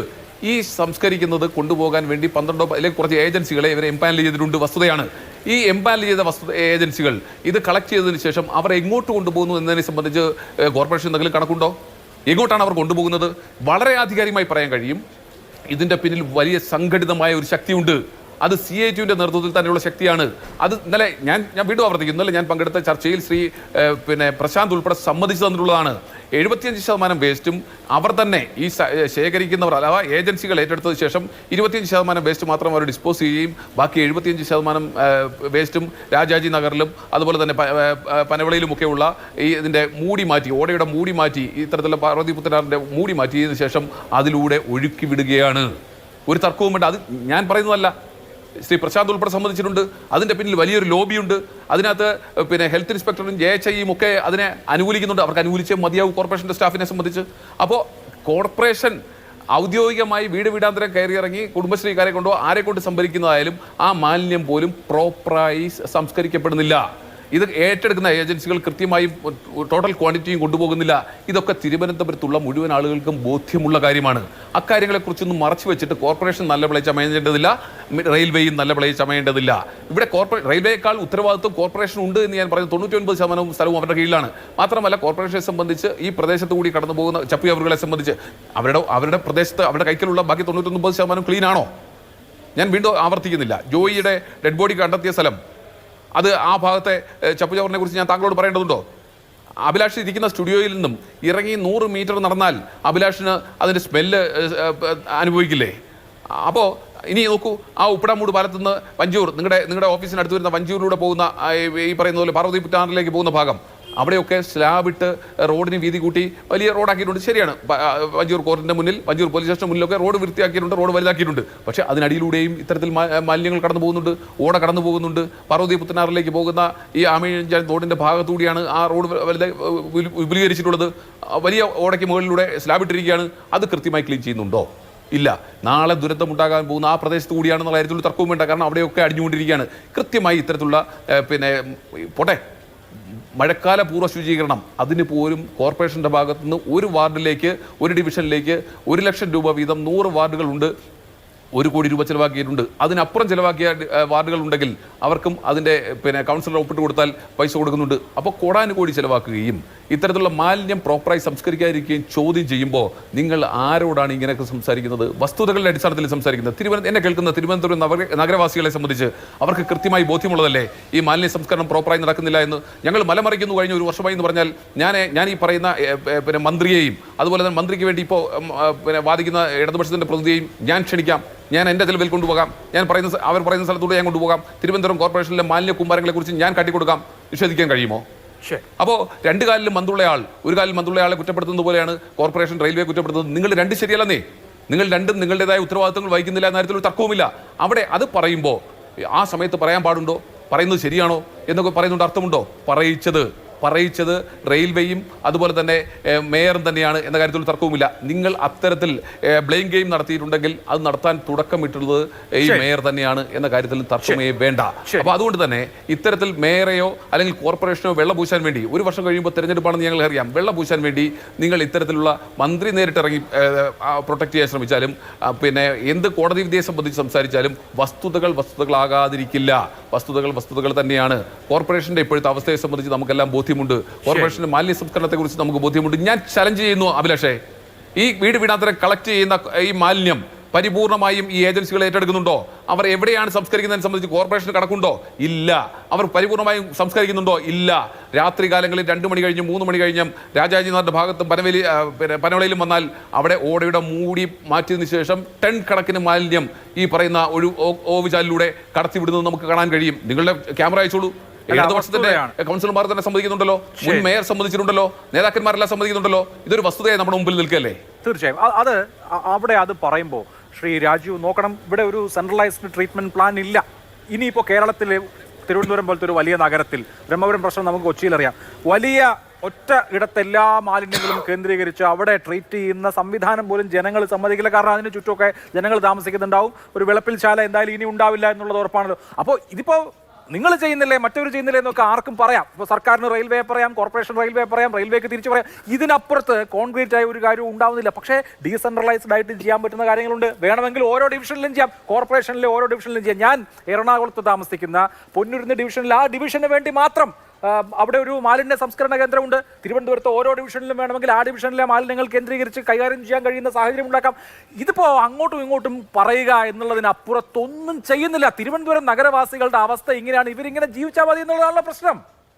അഭിലാഷ്, ഇതിനകത്ത് ഒരു കാര്യം നമ്മൾ മനസ്സിലാക്കേണ്ടത്, നമ്മൾ പറയുമ്പോൾ നഗരസഭ എന്തുകൊണ്ടാണ് പറയുന്നത്, കണ്ടിന്യൂസ് ആയിട്ട് നഗരസഭ ഉണ്ടായ കാലം തൊട്ട് ഭരിക്കുന്ന ഒരു സംവിധാനമാണ് CPM-ന്റെ നേതൃത്വത്തിലുള്ള നഗരസഭ. ഈ നഗരസഭയിൽ ഞാൻ ആദ്യം ഒരു വിഷയത്തിലാണ് പറഞ്ഞത്, ഈ നഗരസഭയിൽ നിന്നും എത്ര പ്രാവശ്യം വിദേശ രാജ്യങ്ങളുൾപ്പെടെ അന്യ സംസ്ഥാനങ്ങളുൾപ്പെടെ ഈ മാലിന്യ സംസ്കരണത്തിന് വേണ്ടി പഠിക്കാൻ വേണ്ടി പോയിട്ടുണ്ട്. പഠിച്ചിട്ട് എന്ത് നടപടിയാണ് ഇവിടെ എടുത്തിട്ടുള്ളത്? കോടിക്കണക്കിന് രൂപയല്ലേ ഇവിടെ വരുന്നത്. ഡിസാസ്റ്റർ മാനേജ്മെൻറ്റ് വഴിയും ഡ്രൈനേജ് സിസ്റ്റത്തിന് വഴിയും സീവേജ് സിസ്റ്റത്തിന് വേണ്ടി കേന്ദ്ര സർക്കാരിൻ്റെയും സംസ്ഥാനം, ഞാൻ ഈ ഉദാഹരണം പറയും, കഴിഞ്ഞ പ്രാവശ്യം കൊടുത്ത മഴക്കാല പൂർവ്വ ശുചീകരണത്തിന് 8 കോടി രൂപ കൊടുത്തു. കഴിഞ്ഞ 5 വർഷക്കാലം കൊണ്ട് 43 കോടി കൊടുത്തു. കഴിഞ്ഞ 8 കോടി കൊടുത്തതിൽ വെറും 2.61 ലക്ഷം രൂപയാണ് വിനിയോഗിച്ചിട്ടുള്ളത്. 24 കോടി രൂപ സംസ്ഥാന സർക്കാർ കൊടുത്തു. അതിൻ്റെ 1ാം ഘട്ടം മഞ്ചൂർ കൊടുത്തു. അവിടെ റോഷി അഗസ്തൻ വന്ന് നോക്കിയിട്ട് പോയി. നമുക്കറിയാലോ, നമുക്ക് തൊട്ട് ഫ്രണ്ടിലാണ്. ബാക്കി എന്ത് നടന്നു അവിടെ? അപ്പം ഈ പണമെല്ലാം പോകുന്നത് ഈ തോടിലൂടെയും അല്ലാതെയും ഈ കൗൺസിലർമാർക്ക് കുറേ വേണ്ടപ്പെട്ട കുറച്ച് ആൾക്കാരുണ്ട്, അവരുടെ വാർഡുകളിലേക്ക് പോകുന്നു. ഞാൻ വേറൊന്ന് കേൾക്കട്ടെ, ഇവർ അങ്ങൊന്നും പോണ്ട. മൈസൂർ അഭിലാഷ് പോയിട്ടുണ്ടല്ലോ. മൈസൂർ എങ്ങനെയാണ് ചെയ്യുന്നത്? മൈസൂർ ഈ വേസ്റ്റ് മാനേജ്മെൻറ്റ് വേണ്ടിയുള്ള ട്രീറ്റ്മെൻറ്റ് പ്ലാന്റ് ഉപയോഗിച്ചിട്ട് റീപ്രൊഡക്റ്റ് ചെയ്തിരുന്ന ജലം അവിടുത്തെ പൂന്തോട്ടം നനയ്ക്കാനാണ് എടുക്കുന്നത്. 1 ലക്ഷം 2 ലക്ഷം പേര് വരുന്ന ഒരു സ്ഥലമാണ് കാശി. പ്രതിദിനം ഒരു പ്രശ്നവുമില്ലല്ലോ അവിടെ. ഇങ്ങനെ നിരവധിയായിട്ടുള്ള പട്ടണങ്ങളുണ്ടല്ലോ. പക്ഷേ ഇവിടെ എന്താണ്, ഒരു പദ്ധതി തയ്യാറാക്കാനോ ആർജവത്തോടു കൂടി അതിന് നേരിടാനോ ഉള്ള ഇച്ഛാശക്തിയുള്ള ഒരു ഭരണ സംവിധാനം ഇതുവരെ തിരുവനന്തപുരം കോർപ്പറേഷനിൽ വന്നിട്ടില്ല. അതിൻ്റെ പരാജയം എന്ന് പറയുന്നത് ഏറ്റെടുക്കണമെന്നേ. വെറുതെ 117 നമ്മൾ ഈ പാവപ്പെട്ട ജോയി ഇറങ്ങി അദ്ദേഹത്തെ കാണാതായി 6 മണിക്കൂർ കഴിഞ്ഞപ്പോൾ മേയർ പറഞ്ഞു തുടങ്ങിയാണ് ഈ 117 മീറ്റർ അറിയാമോ? എന്നിട്ട് ബോഡി എവിടെ നിന്നാണ് കിട്ടിയത്? അപ്പോൾ അത് ബോധപൂർവമുള്ള രാഷ്ട്രീയകളിലായിരുന്നു. അവിടെ നിന്ന് അപ്പുറത്തോ ഇപ്പുറത്തോ ഒന്ന് തപ്പാൻ വേണ്ടി തയ്യാറായോ? അതിനകത്ത് വീണു. ആ ടണലിനകത്ത് നിന്ന് ഇപ്പുറത്തെ ഭാഗത്തോട്ടോ, അല്ലെങ്കിൽ ഞാൻ പറയാമല്ലോ, ഈ ശ്രീചിത്ര പൂവർ ഹോമിന്റെ പിറകൽ സൈഡിൽ നിന്ന് അകത്തോട്ട് വന്നിരുന്നെങ്കിൽ ഈ ബോഡി എന്താ കിട്ടിയേനെ? ഇത് പറയാൻ പാടില്ല, എങ്കിലും പറഞ്ഞു പോകണമെന്നുണ്ടെന്ന് അറിയാമോ? അതിനകത്ത് 1-2 പേരോട് സംസാരിച്ചു. അവർ പലവട്ടം പറഞ്ഞു, സ്കൂബി ടീമിന്റെ ചില ആൾക്കാർ, ഉദ്യോഗസ്ഥരുടെ, ഇവിടെ ഇനി തപ്പിട്ട് കാര്യമില്ല, അപ്പുറത്ത് കൊണ്ട് നമുക്ക് തപ്പാം. നിങ്ങൾ മാധ്യമങ്ങളൊക്കെ ഉണ്ടായിരുന്നല്ലോ, അപ്പുറത്ത് പോകാൻ വേണ്ടി തയ്യാറായിട്ടുണ്ടോ? കളക്ടർ സമ്മതിച്ചോ? മേയർ സമ്മതിച്ചോ? അപ്പൊ എന്താണ് അതിന്റെ പിടിവാശി? അപ്പൊ അവിടെ നിൽക്കണം, ഈ വിഷയം അവിടെ ഒതുക്കി തീർക്കണം എന്നുള്ള CPM-ന്റെ അജണ്ടയല്ലേ നടപ്പിലാക്കിയത്? അവർ പഴിചാരുന്നു മറ്റൊരു പറയുന്നു എന്നല്ലല്ലോ അതിന്റെ അർത്ഥം. അപ്പൊ അവർ ഉണ്ടാക്കിയിട്ടുള്ള ഒരു ഡ്രാമ, ആ ഡ്രാമയിൽ തന്നെ അവർ ഉറച്ചു നിൽക്കുന്നു, അതൊന്നും മാറുന്നില്ല. അപ്പൊ ഇതല്ല വേണ്ടത്. തിരുവനന്തപുരത്ത് ജെ തോമസ് വരിക, തിരുവനന്തപുരത്ത് പല സ്ഥലങ്ങളിലും മാലിന്യം കൂമ്പാരമുണ്ട്, പല സ്ഥലങ്ങളിലും. ഇനി ഒരു മഴയും കൂടെ പെയ്താൽ പകർച്ചവ്യാധി പടർന്നു പിടിക്കും. ആ പടർന്നു പിടിച്ചാൽ ചെന്ന് കയറാൻ മെഡിക്കൽ കോളേജ് പോലും ഇല്ല. അവിടെയും ശോചനീയാവസ്ഥയാണ്. തിരുവനന്തപുരം എന്ന് പറയുന്നത് നമ്മൾ മനസ്സിലാക്കേണ്ടത് കേരളത്തിന്റെ തലസ്ഥാന നഗരിയാണ്. ആ തലസ്ഥാന നഗരി മറ്റ് ഏത് സ്റ്റേറ്റിന്റെയും തലസ്ഥാന നഗരിയെ കാട്ടിയും വളരെ പിറകിലാണ്. നമ്മൾ മനസ്സിലാക്കണം യാഥാർത്ഥ്യം. ആ യാഥാർത്ഥ്യം ഉൾക്കൊള്ളണം. അതിന് കേരളം ഭരിച്ചിട്ടുള്ള 2 മുന്നണികൾക്കും അതിൽ ബാധ്യതയുണ്ട്. ആർക്കും ഒഴിഞ്ഞു മാറാൻ സാധിക്കില്ല. അല്ല, ഒരു മുന്നണികളുടെ മാത്രം ബാധ്യതയാണോ? കോർപ്പറേഷനിൽ എത്ര കൗൺസിലർമാരുണ്ട്, എത്ര ഡിവിഷനുകൾ BJPക്ക് ഉണ്ട്? ഞങ്ങളുടെ കൗൺസിലർമാരുള്ള ഡിവിഷനുകളിൽ ഞാൻ ചോദിക്കുന്നത് ഡിവിഷൻ തിരിച്ചു അല്ല, അതൊക്കെ കൗൺസിലർക്ക് ഇച്ഛാശക്തി ഉണ്ടെങ്കിൽ അയാളുടെ ഡിവിഷനിൽ നടത്തും. ഞാൻ ഉദാഹരണം പറഞ്ഞല്ലോ, അതിപ്പോ നമ്മൾ മൈസൂരിലേക്കും മഹാരാഷ്ട്രയിലേക്കും പോകേണ്ടത് കേരളത്തിൽ മാലിന്യ നിർമ്മാർജ്ജനം ഓരോ ഡിവിഷനിലും കേന്ദ്രീകരിച്ച് വേണമെങ്കിൽ നടത്താമെന്ന്. വേണമെങ്കിൽ നടത്താൻ ഇച്ഛാശക്തി ഞങ്ങളുണ്ട്. ഞങ്ങൾ എത്ര പ്രാവശ്യം ഫണ്ട് തരണമെന്ന് പറയുന്നുണ്ട്. ഒരു ഫണ്ട് വിനിയോഗിക്കാൻ പ്രതിപക്ഷത്തിന് കൊടുക്കത്തില്ലല്ലേ, BJP കൗൺസിലർമാർക്ക് കൊടുക്കത്തില്ല. തിരുവനന്തപുരം നഗരത്തിൽ ഈ പറയുന്ന ആ നിലയ്ക്ക് തന്നെ നമുക്ക് മാലിന്യത്തിന്റെ കാര്യത്തിൽ ഇച്ഛാശക്തി ഉണ്ടെങ്കിൽ, ഒരു പ്ലാൻ ഉണ്ടെങ്കിൽ നടപ്പാക്കാൻ പറ്റും. ഞാൻ വരാനിലേക്ക് വരാം. ശ്രീ ജേക്സി തോമസ്, ഇപ്പൊ താങ്കൾ നേരത്തെ കോടതിയുടെ ഒക്കെ കാര്യം പറഞ്ഞല്ലോ. കോടതി റെയിൽവേ ബൾക്ക് വേസ്റ്റ് ജനറേറ്ററായി പറഞ്ഞു എന്നൊക്കെ പറഞ്ഞു. കോടതി ഓരോ ദിവസവും ഓരോന്ന് പറയുന്നുണ്ട്. അതെല്ലാം ശ്രദ്ധയോടുകൂടി കേൾക്കണം. ഈ വിഷയത്തിനകത്ത് ഇന്നലെ ഹൈക്കോടതിയുടെ ഡിവിഷൻ ബെഞ്ച് സർക്കാരിനോടും കോർപ്പറേഷനോടും ഒക്കെ ഒരു കാര്യം കൂടി പറഞ്ഞു. അതെന്താ അറിയോ? നിങ്ങൾ ഈ വിഷയവുമായി ബന്ധപ്പെട്ട് ഇത് എങ്ങനെ പരിഹരിക്കാം എന്നുള്ളത് ജിജി തോംസണുമായി കൺസൾട്ട് ചെയ്യണമെന്ന് പറഞ്ഞു. എന്ന് പറഞ്ഞാൽ തിരുവനന്തപുരത്ത് മുൻപ് ഒരു ഓപ്പറേഷൻ അനന്ത ഉണ്ടായിരുന്നു കഴിഞ്ഞ സർക്കാരിന്റെ കാലത്ത്, എന്ന് പറഞ്ഞാൽ UDF സർക്കാരിന്റെ കാലത്ത്. അത് വളരെ സക്സസ്ഫുള്ളായി നടന്നിട്ടുണ്ട്, വിജയിച്ച മാതൃകയുണ്ട്. എന്ന് പറഞ്ഞാൽ നിങ്ങളിപ്പോൾ ചെയ്യുന്ന ഈ ഏർപ്പാട് കൊണ്ടൊന്നും നടക്കുന്നില്ല. നിങ്ങൾ വിജയിച്ച മാതൃക എന്തായിരുന്നു എന്ന് പോയി പഠിച്ചിട്ട് വരാനാ പറഞ്ഞത്. തീർച്ചയായിട്ടും ഞാൻ അങ്ങയുടെ ചോദ്യത്തിലേക്ക് വരാം. പക്ഷേ എൻ്റെ ആദ്യ ഭാഗത്ത് തന്നെ കോൺഗ്രസിന്റെയും BJPയുടെയും പ്രതിനിധികൾ നടത്തിയ രാഷ്ട്രീയ വിമർശനത്തോട് ഒരു വാചകം കൊണ്ട് പോലും പ്രതികരിക്കാനുള്ള അവസരം അങ്ങ് എനിക്ക് നൽകിയില്ല. അങ്ങ് റെയിൽവേയെ സംബന്ധിച്ചുള്ള നമ്മുടെ മുമ്പിൽ കോടതി ഉൾപ്പെടെയുള്ള ആളുകൾ നടത്തിയ നിരീക്ഷണവും സർക്കാർ നടത്തിയിട്ടുള്ള ഇടപെടലുകളെ സംബന്ധിച്ച് റെയിൽവേയുടെ പ്രതികരണവും പറഞ്ഞപ്പോൾ തന്നെ അങ്ങ് ഇടപെടുകയായിരുന്നു. അതുകൊണ്ട് ഈ അവസരത്തിലെങ്കിലും അവർ നടത്തിയിട്ടുള്ള പൊള്ളയായ വിമർശനങ്ങളോട്, പച്ചക്കള്ളത്തോട് ഒരു വാചകത്തിലെങ്കിലും പ്രതികരിക്കാനുള്ള അവസരം അങ്ങ് എനിക്ക് നൽകണമെന്ന് അഭ്യർത്ഥിക്കുകയാണ്. എന്തായാലും നന്നായി. BJPയുടെ നേതാവ് ചില കൗൺസിലർമാരെയൊക്കെ സംബന്ധിച്ച് അദ്ദേഹം പറയുകയാണ്, CITUക്കാർ ഇത് കൊണ്ടുപോവുകയാണ്, കോടാനുകോടി വരുന്ന കേന്ദ്ര സർക്കാർ ഫണ്ട് കൗൺസിലർമാർ പോക്കറ്റിലിട്ട് അടിച്ചു മാറ്റുന്നു. ഇതൊക്കെയാണ് ഭാഗികമായി കോൺഗ്രസ് നേതാവും BJP നേതാവും ഏതാണ്ട് ഒരേപോലെ ഇവിടെ ചർച്ചയിൽ പറഞ്ഞത്. BJP നേതാവ് കൗൺസിലർമാർ പണം പോക്കറ്റിലിട്ട് കൊണ്ടുപോകുന്നു എന്നുള്ള വിമർശനം ഞാൻ പൂർണ്ണമായും തള്ളിക്കളയുന്നില്ല. കാരണം ഞാൻ മനസ്സിലാക്കുന്നത് BJPയുടെ തിരുവനന്തപുരത്തെ ജില്ലാ പ്രസിഡന്റ്, മെഡിക്കൽ കോളേജ് കോഴക്കേസിൽ മുമ്പ് പേര് മുഴങ്ങിക്കേട്ടിരുന്ന നേതാവ് ഇപ്പൊ തിരുവനന്തപുരം കോർപ്പറേഷനിലെ ഒരു കൗൺസിലറാണ്. BJP നേതാവിന്റെ അനുഭവത്തിൽ കൗൺസിലർമാർ എന്ന് പറയുന്നത് കിട്ടിയാൽ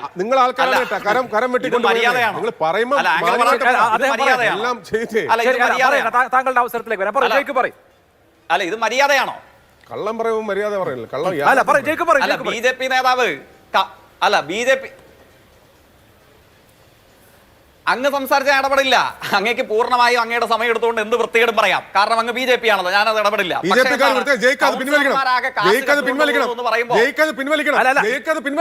വൃത്തികേട് പറയുന്നവരല്ല BJPക്കാർ. ശരി, ഓക്കെ. മാന്യമായിട്ടുള്ള ഭാഷ ഉപയോഗിക്കണം. അദ്ദേഹത്തിന്റെ അവസരം അദ്ദേഹം വൃത്തികേട് പറയുന്നവരാണ് അല്ല, അങ്ങനെ ഇതിപ്പോ ഒരു സമൂഹത്തെ ഏറ്റവും പ്രധാനപ്പെട്ട ജനങ്ങളുടെ വിഷയമല്ലേ? ആ വിഷയത്തിലേക്ക് വരും. ഇതിപ്പോ കേവല രാഷ്ട്രീയ പ്രത്യാരോപണങ്ങളുടെ വേദിയല്ലല്ലോ. ജനങ്ങൾ ഇത് കണ്ടുകൊണ്ടിരിക്കുകയാണ്. വളരെ പ്രധാനപ്പെട്ട ഒരു വിഷയമാണ്. ജേക്സി തോമസിന്റെ അവസരം പൂർത്തീകരിക്കട്ടെ. അദ്ദേഹം പറയാനുള്ളത് പറയട്ടെ. ഞാൻ താങ്കളിലേക്ക് വരാൻ താങ്കളുടെ അവസരത്തിൽ പറയൂ. ഞാൻ അമാന്യമായ ഒരു പദമോ ഒരു വാചകമോ ഒരു വാക്കോ ഒരു അക്ഷരമോ ഇവിടെ ഉപയോഗിച്ചിട്ടില്ല. അക്കാര്യത്തിൽ എനിക്ക് നല്ല ബോധ്യമുണ്ട്. കാരണം ഞാൻ രാഷ്ട്രീയം പഠിച്ചത് അങ്ങ് രാഷ്ട്രീയം പഠിച്ച സംഘപരിവാർ രാഷ്ട്രീയത്തിന്റെ ഏതെങ്കിലും ഒരു ആലയിൽ നിന്നിട്ടല്ല. അതുകൊണ്ട് രാഷ്ട്രീയമാനിതയെക്കുറിച്ച് തൽക്കാലം അങ്ങയുടെ ക്ലാസ് എനിക്ക് വേണ്ടതില്ല. പിന്നെ കൗൺസിലർമാർ കാശടിച്ച് മാറ്റുന്നുണ്ടോ ഇല്ലയോ, ഞാൻ അങ്ങയെ പൂർണ്ണമായും തള്ളി പറയില്ല. അങ്ങയുടെ അനുഭവത്തിൽ BJPയുടെ ജില്ലാ പ്രസിഡന്റ് ഉൾപ്പെടെയുള്ള നേതാക്കന്മാർ അവിടുത്തെ കൗൺസിലർമാരാണ്. അവരുടെ അനുഭവത്തിൽ നിന്നിട്ടായിരിക്കും അങ്ങ് പറയുന്നത്. പക്ഷെ അങ്ങനെയല്ല. കാശടിച്ചു മാറ്റാത്ത കൗൺസിലർമാർ ധാരാളമുള്ള നഗരസഭയാണ്, കോർപ്പറേഷനാണ് കേരളത്തിലെ തിരുവനന്തപുരം കോർപ്പറേഷൻ. അങ്ങ് മനസ്സിലാക്കണം. എല്ലാവരെയും BJP കൗൺസിലർമാരെ അളക്കുന്ന അതേ അളവുകോൽ വെച്ച് എല്ലാ കൗൺസിലർമാരെയും അളക്കല്ല്. പിന്നെ കോൺഗ്രസ് പ്രതിനിധി വൈകിയെങ്കിലും ഇവിടെ അംഗീകരിച്ചു, റെയിൽവേയുടെ ഭാഗത്ത് നിന്ന് തെറ്റുണ്ടെങ്കിൽ ഞങ്ങൾ തള്ളി പറയും. നല്ലത്. പക്ഷെ ബാഴ്സലോണ പ്രഖ്യാപനത്തെ സംബന്ധിച്ച് എന്തേ കോൺഗ്രസ് പ്രതിനിധി മിണ്ടുന്നില്ല? ഈ 5 വർഷമല്ലല്ലോ, പതിറ്റാണ്ടുകൾക്ക് പുറകിൽ ബാഴ്സലോണ പ്രഖ്യാപനം കേട്ട് തിരുവനന്തപുരം ലോകത്തിലെ ബാഴ്സലോണയാകുമെന്ന പ്രഖ്യാപനം ഈ തെരഞ്ഞെടുപ്പിലും ആവർത്തിച്ചു കൊണ്ടിരുന്ന രാഷ്ട്രീയ പാർട്ടിയല്ലേ നിങ്ങൾ? ആ രാഷ്ട്രീയ പാർട്ടിയുടെ നേതാവിന്റെ പ്രതിനിധി കൂടി ആയിട്ടല്ല നിങ്ങൾ ഇവിടെ വന്നു നിൽക്കുന്നത്. ബാഴ്സലോണ പ്രഖ്യാപനത്തിന് ആമേഴഞ്ചൻ തോടിന് മുമ്പിൽ എന്തേ അങ്ങേക്ക് അതിനെ സംബന്ധിച്ച് ഒരു വാക്കുച്ചരിക്കാൻ നാവ് പൊങ്ങിയില്ല? ബാഴ്സലോണ പ്രഖ്യാപനം നടത്തിയ തിരുവനന്തപുരം എംപിയെ സംബന്ധിച്ച്, അദ്ദേഹം നടത്തിയിട്ടുള്ള മാലിന്യമുക്ത തിരുവനന്തപുരം പദ്ധതിക്ക് അദ്ദേഹം നടത്തിയിട്ടുള്ള സംഭാവനയെ സംബന്ധിച്ച് എന്തേ കോൺഗ്രസ് നേതാവിന് ഒരക്ഷരം ഉരിയാടാൻ തോന്നിയില്ല? അപ്പൊ അതുകൂടെയൊക്കെ പ്രേക്ഷകർ വിലയിരുത്തുന്നുണ്ട് എന്ന് കോൺഗ്രസ് നേതാവ് ആലോചിച്ചാൽ നല്ലത്. പിന്നെ ഉയർന്നു വന്ന വിമർശനം എന്താണ്? ഇങ്ങനെ ശേഖരിക്കുന്ന മാലിന്യ കൂമ്പാരം എവിടെ കൊണ്ടുപോകുന്നു? തിരുവനന്തപുരത്തെ ഓടയുടെ സ്ലാബിനടിയിൽ കൊണ്ട് തള്ളുകയല്ലേ എന്നാണ് കോൺഗ്രസ് നേതാവിന്റെ വിലയിരുത്തൽ. ഞാൻ അത്ഭുതപ്പെട്ടു പോയി. സാമാന്യ യുക്തികളുള്ള ഏതെങ്കിലും ഒരു മനുഷ്യൻ അംഗീകരിക്കാൻ കഴിയുന്നതാണോ? ചുരുങ്ങിയ പക്ഷം മാതൃഭൂമി ദിനപത്രം അല്പ ദിവസങ്ങൾക്ക് മുമ്പ് സംപ്രേഷണം ചെയ്തൊരു വാർത്തയുണ്ട്. 2-3 വാർത്തകളുണ്ട് കേരളത്തിന്റെ മാലിന്യ സംസ്കരണത്തെ സംബന്ധിച്ച്. ആ വാർത്തയിൽ ഏറ്റവും സുപ്രധാനമായ ഒരു അനുഭവം എന്താണ്? കേരളത്തിൽ മാലിന്യ സംസ്കരണം വഴി, അതായത് നമ്മളുടെ നാട്ടിൽ വാതിൽപ്പടി സേവനം നടത്തിയ കേരളത്തിലെ ഹരിതകർമ്മ സേന വഴി ക്ലീൻ കേരള കമ്പനി സമാഹരിച്ച് തിരികെ നൽകിയ മാലിന്യ സംസ്കരണത്തിലൂടെ തിരികെ നൽകിയ തുകയുടെ വലിപ്പം എത്രയാണെന്ന് കോൺഗ്രസ് നേതാവിന് അറിയാമോ? എല്ലാ പത്രവും വായിക്കണ്ട, വല്ലപ്പോഴും മാതൃഭൂമിയെങ്കിലും എടുത്ത് വായിക്കണം. 9.79 കോടി രൂപയാണ് നമ്മളുടെ നാട്ടിലെ ഹരിതകർമ്മ സേനയിലെ മിടുമിടുക്കികളായ പെണ്ണുങ്ങൾ, നമ്മുടെ കേരളത്തിലെ സ്ത്രീകൾ, അവർ രാഷ്ട്രീയ വ്യത്യാസമില്ലാതെ തിരുവനന്തപുരത്തെയും കേരളത്തെയും വീടുകളിൽ നിന്ന് ശേഖരിച്ചെടുത്ത മാലിന്യം വിറ്റ് നമുക്ക് സംഭാവന ചെയ്ത തുകയുടെ വലിപ്പമാണ് 9.79 കോടി രൂപ. ഒരൊറ്റ വർഷത്തെയാണ്, സർവകാല റെക്കോർഡാണ്. ഇത് എങ്ങനെ കൊണ്ടുപോകുന്നു, ആര് കൊണ്ടുപോകുന്നു എന്നുള്ളതാണ് കോൺഗ്രസ് നേതാവിന്റെ സംശയം. എങ്ങനെയാണ്? അങ്ങയുടെ ഓർമ്മയിലില്ലേ ഓപ്പറേഷൻ അനന്തയെ സംബന്ധിച്ച് ഇപ്പോൾ ഇവിടെ പറഞ്ഞല്ല, മുൻ ചീഫ് സെക്രട്ടറിയെ സംബന്ധിച്ച് അവതാരകൻ ചൂണ്ടിക്കാണിച്ചു. നല്ലത്, മുൻ ചീഫ് സെക്രട്ടറി ആണെങ്കിലും ഏതു കാലയളവിലാണെങ്കിലും നല്ലത് ചെയ്താൽ എല്ലാ നന്മകളെയും സ്വീകരിക്കാനുള്ള മനസ്സ് നമുക്കുണ്ടാകണം. പക്ഷേ അവതാരകൻ ഓർമ്മിക്കുന്നില്ലേ, കോൺഗ്രസ് നേതാവിന്റെ സർക്കാർ കേരളം ഭരിച്ചുകൊണ്ടിരുന്ന സമയത്ത് തിരുവനന്തപുരത്ത് ഒരു വിളപ്പിൽ ശാല ഉണ്ടായിരുന്നില്ലേ, എരുമക്കുഴി ഉണ്ടായിരുന്നില്ലേ, പാളയം ഉണ്ടായിരുന്നില്ലേ, കൊല്ലത്ത് കുരിപ്പുഴ ഉണ്ടായിരുന്നില്ലേ, പത്തനംതിട്ടയിൽ മിനി സ്റ്റേഡിയത്തിനടുത്തുള്ള കേന്ദ്രം ഉണ്ടായിരുന്നില്ലേ, RRF യൂണിറ്റിനടുത്തുള്ള സ്ഥലം ഉണ്ടായിരുന്നില്ലേ, കോട്ടയത്ത് വടവാതൂരിൽ താന്നിക്കപ്പടി ഉണ്ടായിരുന്നില്ലേ, എറണാകുളത്ത് ബ്രഹ്മമംഗലം ഉണ്ടായിരുന്നില്ലേ, തൃശ്ശൂർ കൊടുങ്ങല്ലൂരും ഗുരുവായൂരും ഉണ്ടായിരുന്നില്ലേ, മലപ്പുറത്ത് തിരൂരും മലപ്പുറവും പെരിന്തൽമണ്ണയും ഉണ്ടായിരുന്നില്ലേ, പാലക്കാട് ആലത്തൂരും വടക്കഞ്ചേരിയും നെന്മാറയും ഉണ്ടായിരുന്നില്ലേ, കൊയിലാണ്ടിയും കോഴിക്കോടും മുതലക്കുളത്തിന് സമീപം ഉണ്ടായിരുന്നില്ലേ? ഇതെല്ലാം കേരളത്തിലെ കേന്ദ്രീകൃത മാലിന്യ നിർമ്മാർജ്ജന കേന്ദ്രങ്ങളായിരുന്നില്ലേ? വിളപ്പിൽ ശാലയിൽ ഹൈക്കോടതി വിധിയുടെ സ്വാധീനത്തെ തുടർന്ന് അന്നത്തെ UDF സർക്കാർ അവതാരകൻ ചൂണ്ടിക്കാണിച്ച അതേ സെക്രട്ടറി അധികാര കസേരയിൽ ഇരുന്ന കാലയളവിൽ ജനങ്ങളുടെ പ്രതിഷേധത്തിന് പുല്ലുവില കൊടുത്തിട്ടല്ലേ വിളപ്പിൽ ശാലയിലേക്ക് പിന്നെയും മാലിന്യം കൊണ്ടുപോകാൻ ശ്രമിച്ചത്? അന്ന് പ്രതിപക്ഷത്തായിരുന്ന CPIM എന്ന നേതൃത്വത്തിൽ, അവതാരകൻ ഓർമ്മിക്കണം, പ്രേക്ഷകർ മനസ്സിലാക്കണം, പ്രതിപക്ഷത്തായിരുന്ന CPIM എന്ന നേതൃത്വത്തിൽ എരമക്കുഴിയും അതേപോലെ തന്നെ പാളയവും അതേപോലെ വിളപ്പിൽ ശാലയും എന്നേക്കുമായി അടച്ചുപൂട്ടി വികേന്ദ്രീകൃത മാലിന്യ നിർമ്മാർജ്ജനത്തിലേക്ക് കേരളത്തെ കൈപിടിച്ച് നടത്തിയ രാഷ്ട്രീയത്തിന്റെ പേരാണ് ഇടതുപക്ഷം എന്ന് പറയുന്നത്. ഇപ്പോൾ കേന്ദ്രീകരിച്ചുള്ള ബ്രഹ്മപുരത്തെ എന്ന് നോക്കാം, കേരള സഫോക്കേറ്റ്സ് എന്ന ട്വിറ്ററിലെ ഹാഷ്ടാഗ് നമ്മൾ കണ്ടതല്ലേ? എന്താ ബ്രഹ്മപുരത്തിന്റെ അവസ്ഥ? ആദ്യ ദിവസങ്ങളിൽ നമ്മുടെ എല്ലാ മാധ്യമങ്ങളിലും വാർത്ത വന്നില്ലേ, എറണാകുളത്ത് തെരുവിൽ മാലിന്യം വാരി വിതറി കിടക്കുന്നു. ഈ ചർച്ചയുടെ തുടക്കം സംസാരിച്ച തദ്ദേശ സ്വയംഭരണ സ്ഥാപനങ്ങളുടെ വകുപ്പ് മന്ത്രി എറണാകുളത്ത് ക്യാമ്പ് ചെയ്ത് പ്രവർത്തനങ്ങൾക്ക് നേതൃത്വം നൽകിയില്ലേ? ഇനി ബ്രഹ്മപുരത്തേക്ക് ഒരു മാലിന്യം കൊണ്ടാകാൻ പറ്റില്ല എന്നുള്ള നിലപാട് സ്വീകരിച്ചു. ആദ്യത്തെ 3-4 ദിവസം തെരുവുകളിൽ മാലിന്യം ഒഴുകി നടന്നു. പക്ഷെ പിന്നീട് സംഭവിച്ചത് ബ്രഹ്മപുരം ക്ലീൻ ആയി എന്ന് മാത്രമല്ല, അവതാരകൻ ചൂണ്ടിക്കാണിച്ചതുപോലെ എറണാകുളം അജൈവ ജൈവ മാലിന്യങ്ങളുടെ വികേന്ദ്രീകൃത മാലിന്യ നിർമ്മാർജ്ജനത്തിലേക്ക് നടന്നു കയറി. ഇന്ന് കേരളത്തിൽ വിളപ്പിൽ ശാലയില്ല, ഇന്ന് കേരളത്തിൽ തിരുവനന്തപുരത്ത് എരമക്കുഴിയില്ല, ഇന്ന് കേരളത്തിൽ പാളയം മാലിന്യ കേന്ദ്രമല്ല, ഇന്ന് കേരളത്തിൽ കോട്ടയത്ത് താന്നിക്കപ്പടി മാലിന്യ കേന്ദ്രമല്ല, ഇന്ന് കേരളത്തിൽ കുരിപ്പുഴ മാലിന്യ കേന്ദ്രമല്ല, ഇന്ന് കേരളത്തിൽ പെരിന്തൽമണ്ണയും കൊയിലാണ്ടിയും മുതലക്കുളവും തുടങ്ങി കേരളത്തിലെ ഒരു കേന്ദ്രീകൃത മാലിന്യ നിർമ്മാർജ്ജന കേന്ദ്രങ്ങളും മാലിന്യമില്ല. എങ്ങനെ ഇല്ലാതായി? ഓടയിൽ കൊണ്ട് തള്ളി എന്നാണ് കോൺഗ്രസ് നേതാവ് പറയുന്നത്. എന്താ ക്ലീൻ കേരള കമ്പനി? ഇവിടെ മന്ത്രി തൊട്ടുമുമ്പ് സൂചിപ്പിച്ചതാണ്, 30,217 ടണ്ണാണ് 2023 മാർച്ചിൽ ഒറ്റ വർഷം ക്ലീൻ കേരള കമ്പനി സമാഹരിച്ച മാലിന്യം. ഈ വർഷത്തിലേക്ക് വന്നപ്പോഴോ 61,947 ടൺ ക്ലീൻ കേരള മാലിന്യ കമ്പനി സമാഹരിച്ചതാണ്, റീസൈക്കിൾ ചെയ്തതാണ്. കോൺഗ്രസ് നേതാവിന് അറിയില്ലേ? മാതൃഭൂമി ദിനപത്രമെങ്കിലും എടുത്ത് വായിച്ചു നോക്കണം. എങ്ങനെ മാറി? നമ്മുടെ നാട്ടിൽ ഇവിടെ നടത്തപ്പെട്ടു എൻഫോഴ്സ്മെന്റ് പരിശോധനകളെ സംബന്ധിച്ച് 2.5 ലക്ഷമായിരുന്നു 2023 വരെ ഫൈൻ ഈടാക്കിയത്. 2024 ഒറ്റ വർഷത്തേക്ക് വന്നപ്പോഴോ 4.5 കോടി ഫൈൻ ഈടാക്കി. കേരളത്തിലെ സർക്കാർ മാലിന്യ വിഷയത്തിൽ ഇടപെട്ടതാണ്. RRF, ക്യാമറ സർവേലൻസ്, ബിന്നുകള്, അതേപോലെ തന്നെ മിനി MCFകൾ എത്രയായിരുന്നു? 7,444 ഉണ്ടായിരുന്ന മിനി MCFകൾ 18,000 ഒരൊറ്റ വർഷം കൊണ്ട് മാറി. ഞാൻ പറയുന്നു, എല്ലാം പൂർണ്ണമായി എന്ന അവകാശവാദമില്ല. പക്ഷേ ഏതു സാധാരണക്കാരനായ മനുഷ്യനെ സംബന്ധിച്ചിടത്തോളവും കണ്ണഞ്ചിപ്പിക്കുന്ന മുന്നേറ്റം ഈ മേഖലയിൽ പരിമിതികളോടുകൂടെ നേടിയെടുക്കാൻ കഴിഞ്ഞ ട്രാക്ക് റെക്കോർഡുമായിട്ടാണ് മാലിന്യ നിർമ്മാർജ്ജന വിഷയത്തിൽ കേരളത്തിൽ ഇടതുപക്ഷ ജനാധിപത്യ മുന്നണി അതിന് നേതൃത്വം നൽകുന്ന സർക്കാർ നിൽക്കുന്നത്. കമ്പനി സമാഹരിച്ച മാലിന്യത്തിന്റെ ടണ്ണിന്റെ കണക്കും പറയാം. പറയാം. പക്ഷേ നമ്മൾ ഏറ്റവും കുറഞ്ഞത് കേരളത്തിലെ മുഴുവൻ മനുഷ്യരും ഈ ആമയിഴഞ്ചാൻ തോടിന്റെ ദൃശ്യം, അതിൽ കെട്ടിക്കിടക്കുന്ന മാലിന്യങ്ങളുടെ ദൃശ്യം, മനുഷ്യർ ഈ രക്ഷാപ്രവർത്തകർ എങ്ങനെയാണ് ഒരു മൃതദേഹം അതിനകത്ത് ഇറങ്ങി തപ്പുന്നത് എന്ന കാഴ്ച കണ്ടതാണ്.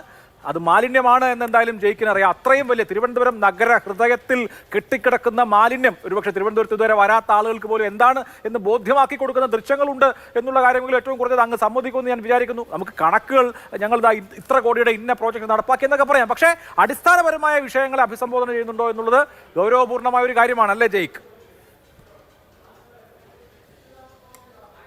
ഞാൻ അങ്ങയോട് ചൂണ്ടിക്കാണിച്ചല്ലോ, ഈ കാര്യത്തിൽ നമ്മളെല്ലാവരും ആത്മവിമർശനത്തോടുകൂടെ പരിശോധിക്കണം, തർക്കഭേദമില്ല. പക്ഷേ നാട്ടിൽ നടന്ന മാറ്റങ്ങളെ കാണാതിരിക്കൽ എന്നുള്ള അഭ്യർത്ഥനയാണ് എനിക്കുള്ളത്. ഒപ്പം അങ്ങ് ചൂണ്ടിക്കാണിക്ക് കേരളത്തിൽ വിളപ്പിൽശാല മുതൽ ബ്രഹ്മപുരം മുതൽ താന്നിക്കപ്പടി മുതൽ കുരീപ്പുഴ മുതൽ RRF സ്റ്റേഡിയം മുതൽ ഇതൊക്കെ നമ്മുടെ നാട്ടിലെ കേന്ദ്രീകൃത എന്ന ഏറ്റവും ഒടുവിലത്തെ ഉദാഹരണമാണ് ബ്രഹ്മപുരം. ആ മാലിന്യ കേന്ദ്രം, അത്രയും ജനസാന്ദ്രതയുള്ള ഒരു സംസ്ഥാനം എന്നുള്ള നിലയിൽ ഇനി കേന്ദ്രീകൃത പ്ലാന്റുകൾ എന്നുള്ളത് നടക്കുമെന്ന് ഞാനും വിചാരിക്കുന്നില്ല. എനിക്കൊരു ഇടവേള വേണം, ഇടവേളയ്ക്ക് ശേഷം ഞാൻ കോൺഗ്രസിലേക്ക് വരാം. ചർച്ച അവസാന ഘട്ടത്തിലേക്കാണ്. ശ്രീ ജ്യോതികുമാർ ചാമക്കാല മന്ത്രിയും ഇന്നലെ തന്നെ അവകാശപ്പെട്ടിരുന്നു, കഴിഞ്ഞ ഒരു വർഷം കൊണ്ട് നടത്തിയ കാര്യങ്ങൾക്ക് വലിയ അപ്രീസിയേഷൻ ഹൈക്കോടതിയിൽ നിന്നടക്കം കിട്ടിയിട്ടുണ്ട്. അതുപോലെ തന്നെ മാലിന്യ കളക്ഷൻ ഇരട്ടിയായിട്ടുണ്ട്. വലിയ സക്സസ് ആണ് ഖരമാലിന്യ നിർമ്മാർജ്ജനത്തിൽ കേരളം കൈവരിക്കുന്നതെന്ന് യോജിക്കുന്നുണ്ടോ? ഞാൻ ഈ വസ്തുതകളായി തന്നെ കാണണമല്ലോ. ഇവിടെ വന്നിരുന്ന കേരളത്തിലെ മുനിസിപ്പാലിറ്റിയുടെ എല്ലാം പേര് വായിച്ചിട്ട് കാര്യമുണ്ടോ? ഇവിടെ ബ്രഹ്മപുരത്തെക്കുറിച്ച് പറഞ്ഞു. ലോകം കേരളത്തെ ശ്രദ്ധിച്ചത് എന്തുകൊണ്ടാണ്? ബ്രഹ്മപുരത്തിൽ ആ മാലിന്യ പ്ലാന്റിനുണ്ടായ തീപിടുത്തം മൂലമാണ്. ആ തീപിടുത്തം മൂലം ഡൽഹിയിൽ പോലും ഇല്ലാത്ത എയർ പൊല്യൂഷനാണ് കേരളത്തിൽ ഉണ്ടായത്. അങ്ങനെയാണ് ലോകം കേരളത്തിലെ മാലിന്യ സംസ്കരണത്തെക്കുറിച്ച് പോലും അറിയുന്നത്. ഇപ്പോഴും രഹസ്യമായി കോർപ്പറേഷനിലെ മാലിന്യങ്ങൾ ബ്രഹ്മപുരത്ത് കൊണ്ടുവരുന്നുണ്ട്. ഞാൻ ചലഞ്ച് ചെയ്യുക, പരിസര പ്രദേശങ്ങളിലെ മുനിസിപ്പാലിറ്റികളുടെ മാലിന്യങ്ങൾ അവിടെ കൊണ്ടുവരുമായിരുന്നു. ഇപ്പം അത് സമ്മതിക്കുന്നില്ല. അതുകൊണ്ട് പരിസര പ്രദേശങ്ങളിലുള്ള മുനിസിപ്പാലിറ്റികളുടെ മാലിന്യം നടു റോഡിൽ വലിച്ചെറിയപ്പെടുകയാണ്. ഒരു തർക്കവും വേണ്ട. അവിടെ അത് ലാബ്സ് ആ പ്രോജക്റ്റ് അല്ലെങ്കിൽ ബ്രഹ്മപുരം പദ്ധതിയിലെ ഈ പിടിപ്പുകേട് മൂലം പരിസര പ്രദേശത്തുള്ള മുനിസിപ്പാലിറ്റികളിലെ മാലിന്യങ്ങളെല്ലാം നടുവഴിയിൽ തന്നെയാണ്. കോർപ്പറേഷനിൽ രഹസ്യമായിട്ടെങ്കിലും അവിടെ കൊണ്ടുവന്ന് സംസ്കരിക്കുന്നുമുണ്ട്. ഇനി അദ്ദേഹം പറഞ്ഞ തിരുവനന്തപുരത്തെക്കുറിച്ചാണ്. മിസ്റ്റർ ഒന്നുകിൽ കാര്യങ്ങൾ പഠിക്കണം, അല്ലാതെ ഇങ്ങനെ വാദോരാതെ സംസാരിച്ചിട്ട് കാര്യമില്ല. ഞാൻ ചലഞ്ച് ചെയ്യുന്നു, തിരുവനന്തപുരത്ത് ഇത്തരത്തിൽ കളക്ട് ചെയ്യുന്ന മാലിന്യങ്ങൾ, നിങ്ങൾ ഉറവിട മാലിന്യ സംസ്കരണത്തെക്കുറിച്ച് പറയുന്നു. ഞാൻ ഒന്ന് ചോദിക്കട്ടെ, ഈ അടുത്ത സമയത്ത് താങ്കൾ മാതൃഭൂമി വായിക്കാൻ പറഞ്ഞല്ലോ, ഞാൻ മാതൃഭൂമി പത്രത്തിൽ മാത്രമല്ല ചാനലിലും കണ്ടു. തിരുവനന്തപുരം സെക്രട്ടേറിയറ്റിലെ ജീവനക്കാർ അവർ മാലിന്യം സംസ്കരിക്കാൻ കഴിയാത്തത് മൂലം അവർ ക്യാരി ബാഗുകളിലാക്കി സെക്രട്ടേറിയറ്റിനുള്ളിൽ കൊണ്ടുവന്ന് സെക്രട്ടേറിയറ്റിലെ ഡസ്റ്റ്ബിനുകളിൽ ഉപേക്ഷിക്കുന്നതുമായി ബന്ധപ്പെട്ട് അതിനുശേഷം പോയി പഞ്ച് ചെയ്യുന്നതുമായി ബന്ധപ്പെട്ട വാർത്ത, അതിനെ സംബന്ധിച്ച് അവിടെ വന്നിട്ടുള്ള വാണിങ്ങിനെ സംബന്ധിച്ച് പുറത്തുനിന്ന് ജീവനക്കാർ രാവിലെ ഓഫീസിൽ വരുമ്പോൾ വീട്ടിലെ മാലിന്യങ്ങൾ കൊണ്ടുവരിക, സംസ്കരിക്കാൻ ഇവിടെ കിടക്കല്ലേ, നിങ്ങൾ എല്ലാ ദിവസവും എടുത്തുകൊണ്ടിരിക്കുകയല്ലേ. ഞാൻ ഈ പറഞ്ഞത് പ്രശാന്താണ്. ഞാൻ ഉൾപ്പെടുന്ന ചർച്ചയിലാണ് പറഞ്ഞിട്ടുള്ളത്. തിരുവനന്തപുരത്തെ മുഴുവൻ കൗൺസിലർമാരും പറയുന്നുണ്ട്, തിരുവനന്തപുരത്ത് നിന്നും എല്ലാ വീടുകളിൽ നിന്നും ശേഖരിക്കുന്ന മാലിന്യം അത് സംസ്കരിക്കാൻ കഴിയുന്നില്ല. അത് തിരിച്ച് ഇത്തരത്തിൽ ഈ പറഞ്ഞതുപോലെ ഈ ആമയിഴഞ്ച തോടിലേക്ക് തന്നെ ഒഴുക്കി വിടുന്നു എന്ന് പറയുന്നത് താങ്കൾക്ക് കോട്ടയത്തിരിക്കുമ്പോൾ ചിലപ്പോൾ പുത്തിരിയായി തോന്നും. തിരുവനന്തപുരം വാസികളെ സംബന്ധിച്ച് ഒരു സംശയവുമില്ല. എന്നെ കേൾക്കുന്ന LDF കൗൺസിലർമാർക്ക്, LDFന്റെ നേതാക്കന്മാർക്ക് ഇവർക്കെല്ലാം അറിയാവുന്ന അതിന്റെ പിന്നിൽ വലിയൊരു അധോലോകം തന്നെ വർക്ക് ചെയ്യുന്നുണ്ട്. രാത്രിയിൽ ഇതിനെതിരായി നിൽക്കാൻ കോർപ്പറേഷൻ ജീവനക്കാർക്ക് കഴിയില്ല, അവിടുത്തെ HIമാർക്ക് കഴിയില്ല, JHIമാർക്ക് കഴിയില്ല. 25% മാത്രം കൊണ്ടുപോവുകയും, താങ്കൾ പറയുന്നത് പ്ലാസ്റ്റിക് മാലിന്യത്തെ സംബന്ധിച്ചാണ്. ഞാൻ ചോദിക്കുന്നത് ജൈവ മാലിന്യങ്ങൾ എവിടെയാണ് റീസൈക്കിൾ ചെയ്യുന്നത്? താങ്കളൊന്ന് പറയും. എന്ത് വിവരക്കേടൊക്കെ താങ്കൾ പറയുന്നത് അജൈവ മാലിന്യങ്ങളെ കുറിച്ചാണ്. ജൈവ മാലിന്യങ്ങൾ എവിടെ സംസ്കരിക്കപ്പെടുന്നു? അത് എങ്ങോട്ടാണ് കൊണ്ടുപോകുന്നത്? പന്നി ഫാമിലേക്ക് കൊണ്ടുപോകുന്ന പറഞ്ഞേ. ഈ തിരുവനന്തപുരം ജില്ലയിൽ ഇതിനു മാത്രം പന്നി ഫാം ഉണ്ടോ? ഇവിടെ 400 ടൺ മാലിന്യമാണ് ഓരോ ദിവസവും കോർപ്പറേഷനിൽ നേരത്തെ മാലിന്യ സംസ്കരണ പ്ലാന്റ് ഉണ്ടോ, വിളപ്പിൽശാല ഉണ്ടായിരുന്നപ്പോൾ പറഞ്ഞത്. അപ്പോൾ വിളപ്പിൽശാലയിൽ കൊണ്ടുപോകുന്നത് നിങ്ങൾ കുറ്റമാണ്. പക്ഷേ ഈ കോർപ്പറേഷൻ അന്നു മുതൽ ഇന്ന് വരെ വിളപ്പിൽശാലയിൽ മാലിന്യം കൊണ്ടുപോകുമ്പോഴും ഈ കോർപ്പറേഷൻ ഭരിച്ചുകൊണ്ടിരുന്നത് LDF ആണെന്നുള്ള കാര്യം താങ്കൾ മറക്കരുത്. അപ്പോൾ നിങ്ങളെ സംബന്ധിച്ച് നിങ്ങളുടെ വീഴ്ചകൾ ആരുടെയെങ്കിലും ഒക്കെ തലയിൽ വെച്ച് കിട്ടാൻ ശ്രമിക്കരുത്. ഈ കോർപ്പറേഷനെ സംബന്ധിച്ച് എന്നും LDF ഭരിക്കുന്ന കോർപ്പറേഷൻ, ഈ കോർപ്പറേഷനിലെ മാലിന്യ സംസ്കരണവുമായി ബന്ധപ്പെട്ട് വന്നിട്ടുള്ള അപാകതകൾ നിങ്ങൾ 1%, ഞാൻ വീണ്ടും ആവർത്തിക്കുന്നു, 1% സ്ഥലത്തെ റെയിൽവേ കുറ്റപ്പെടുത്തുമ്പോൾ നിങ്ങൾ കുറ്റപ്പെടുത്തിക്കൊള്ളൂ. പക്ഷേ 99% സ്ഥലത്തും നിങ്ങളുടെ ഭാഗത്തുനിന്നുണ്ടാകുന്ന വീഴ്ച മൂലം ഇങ്ങനെ മാലിന്യങ്ങൾ സിമന്റ് ബ്ലോക്ക് പോലെ, കോൺക്രീറ്റ് ബ്ലോക്ക് പോലെ ഈ നഗരത്തിൽ എല്ലായിടത്തും കുന്നുകൂടി കിടക്കുകയാണ് എന്നുള്ള യാഥാർത്ഥ്യം താങ്കൾ മറക്കരുത്. ഇതിന് ആരെയാ കുറ്റപ്പെടുന്നത്? മാലിന്യ പ്രശ്നം വളരെ ഗുരുതരമാണ്. തിരുവനന്തപുരം നിവാസികളെ സംബന്ധിച്ച് പ്രത്യേകത ഉള്ളതുമാണ്. അതിനൊരു പരിഹാരം ഉണ്ടാവട്ടെ. 3 പേർക്കും വളരെ നന്ദി. ഒപ്പം മന്ത്രിക്കും. എനിക്ക് ഇനി സമയമില്ലാത്തത് കൊണ്ടാണ് സൂപ്പർ ടൈം അവസാനിക്കുന്നു. നമസ്കാരം.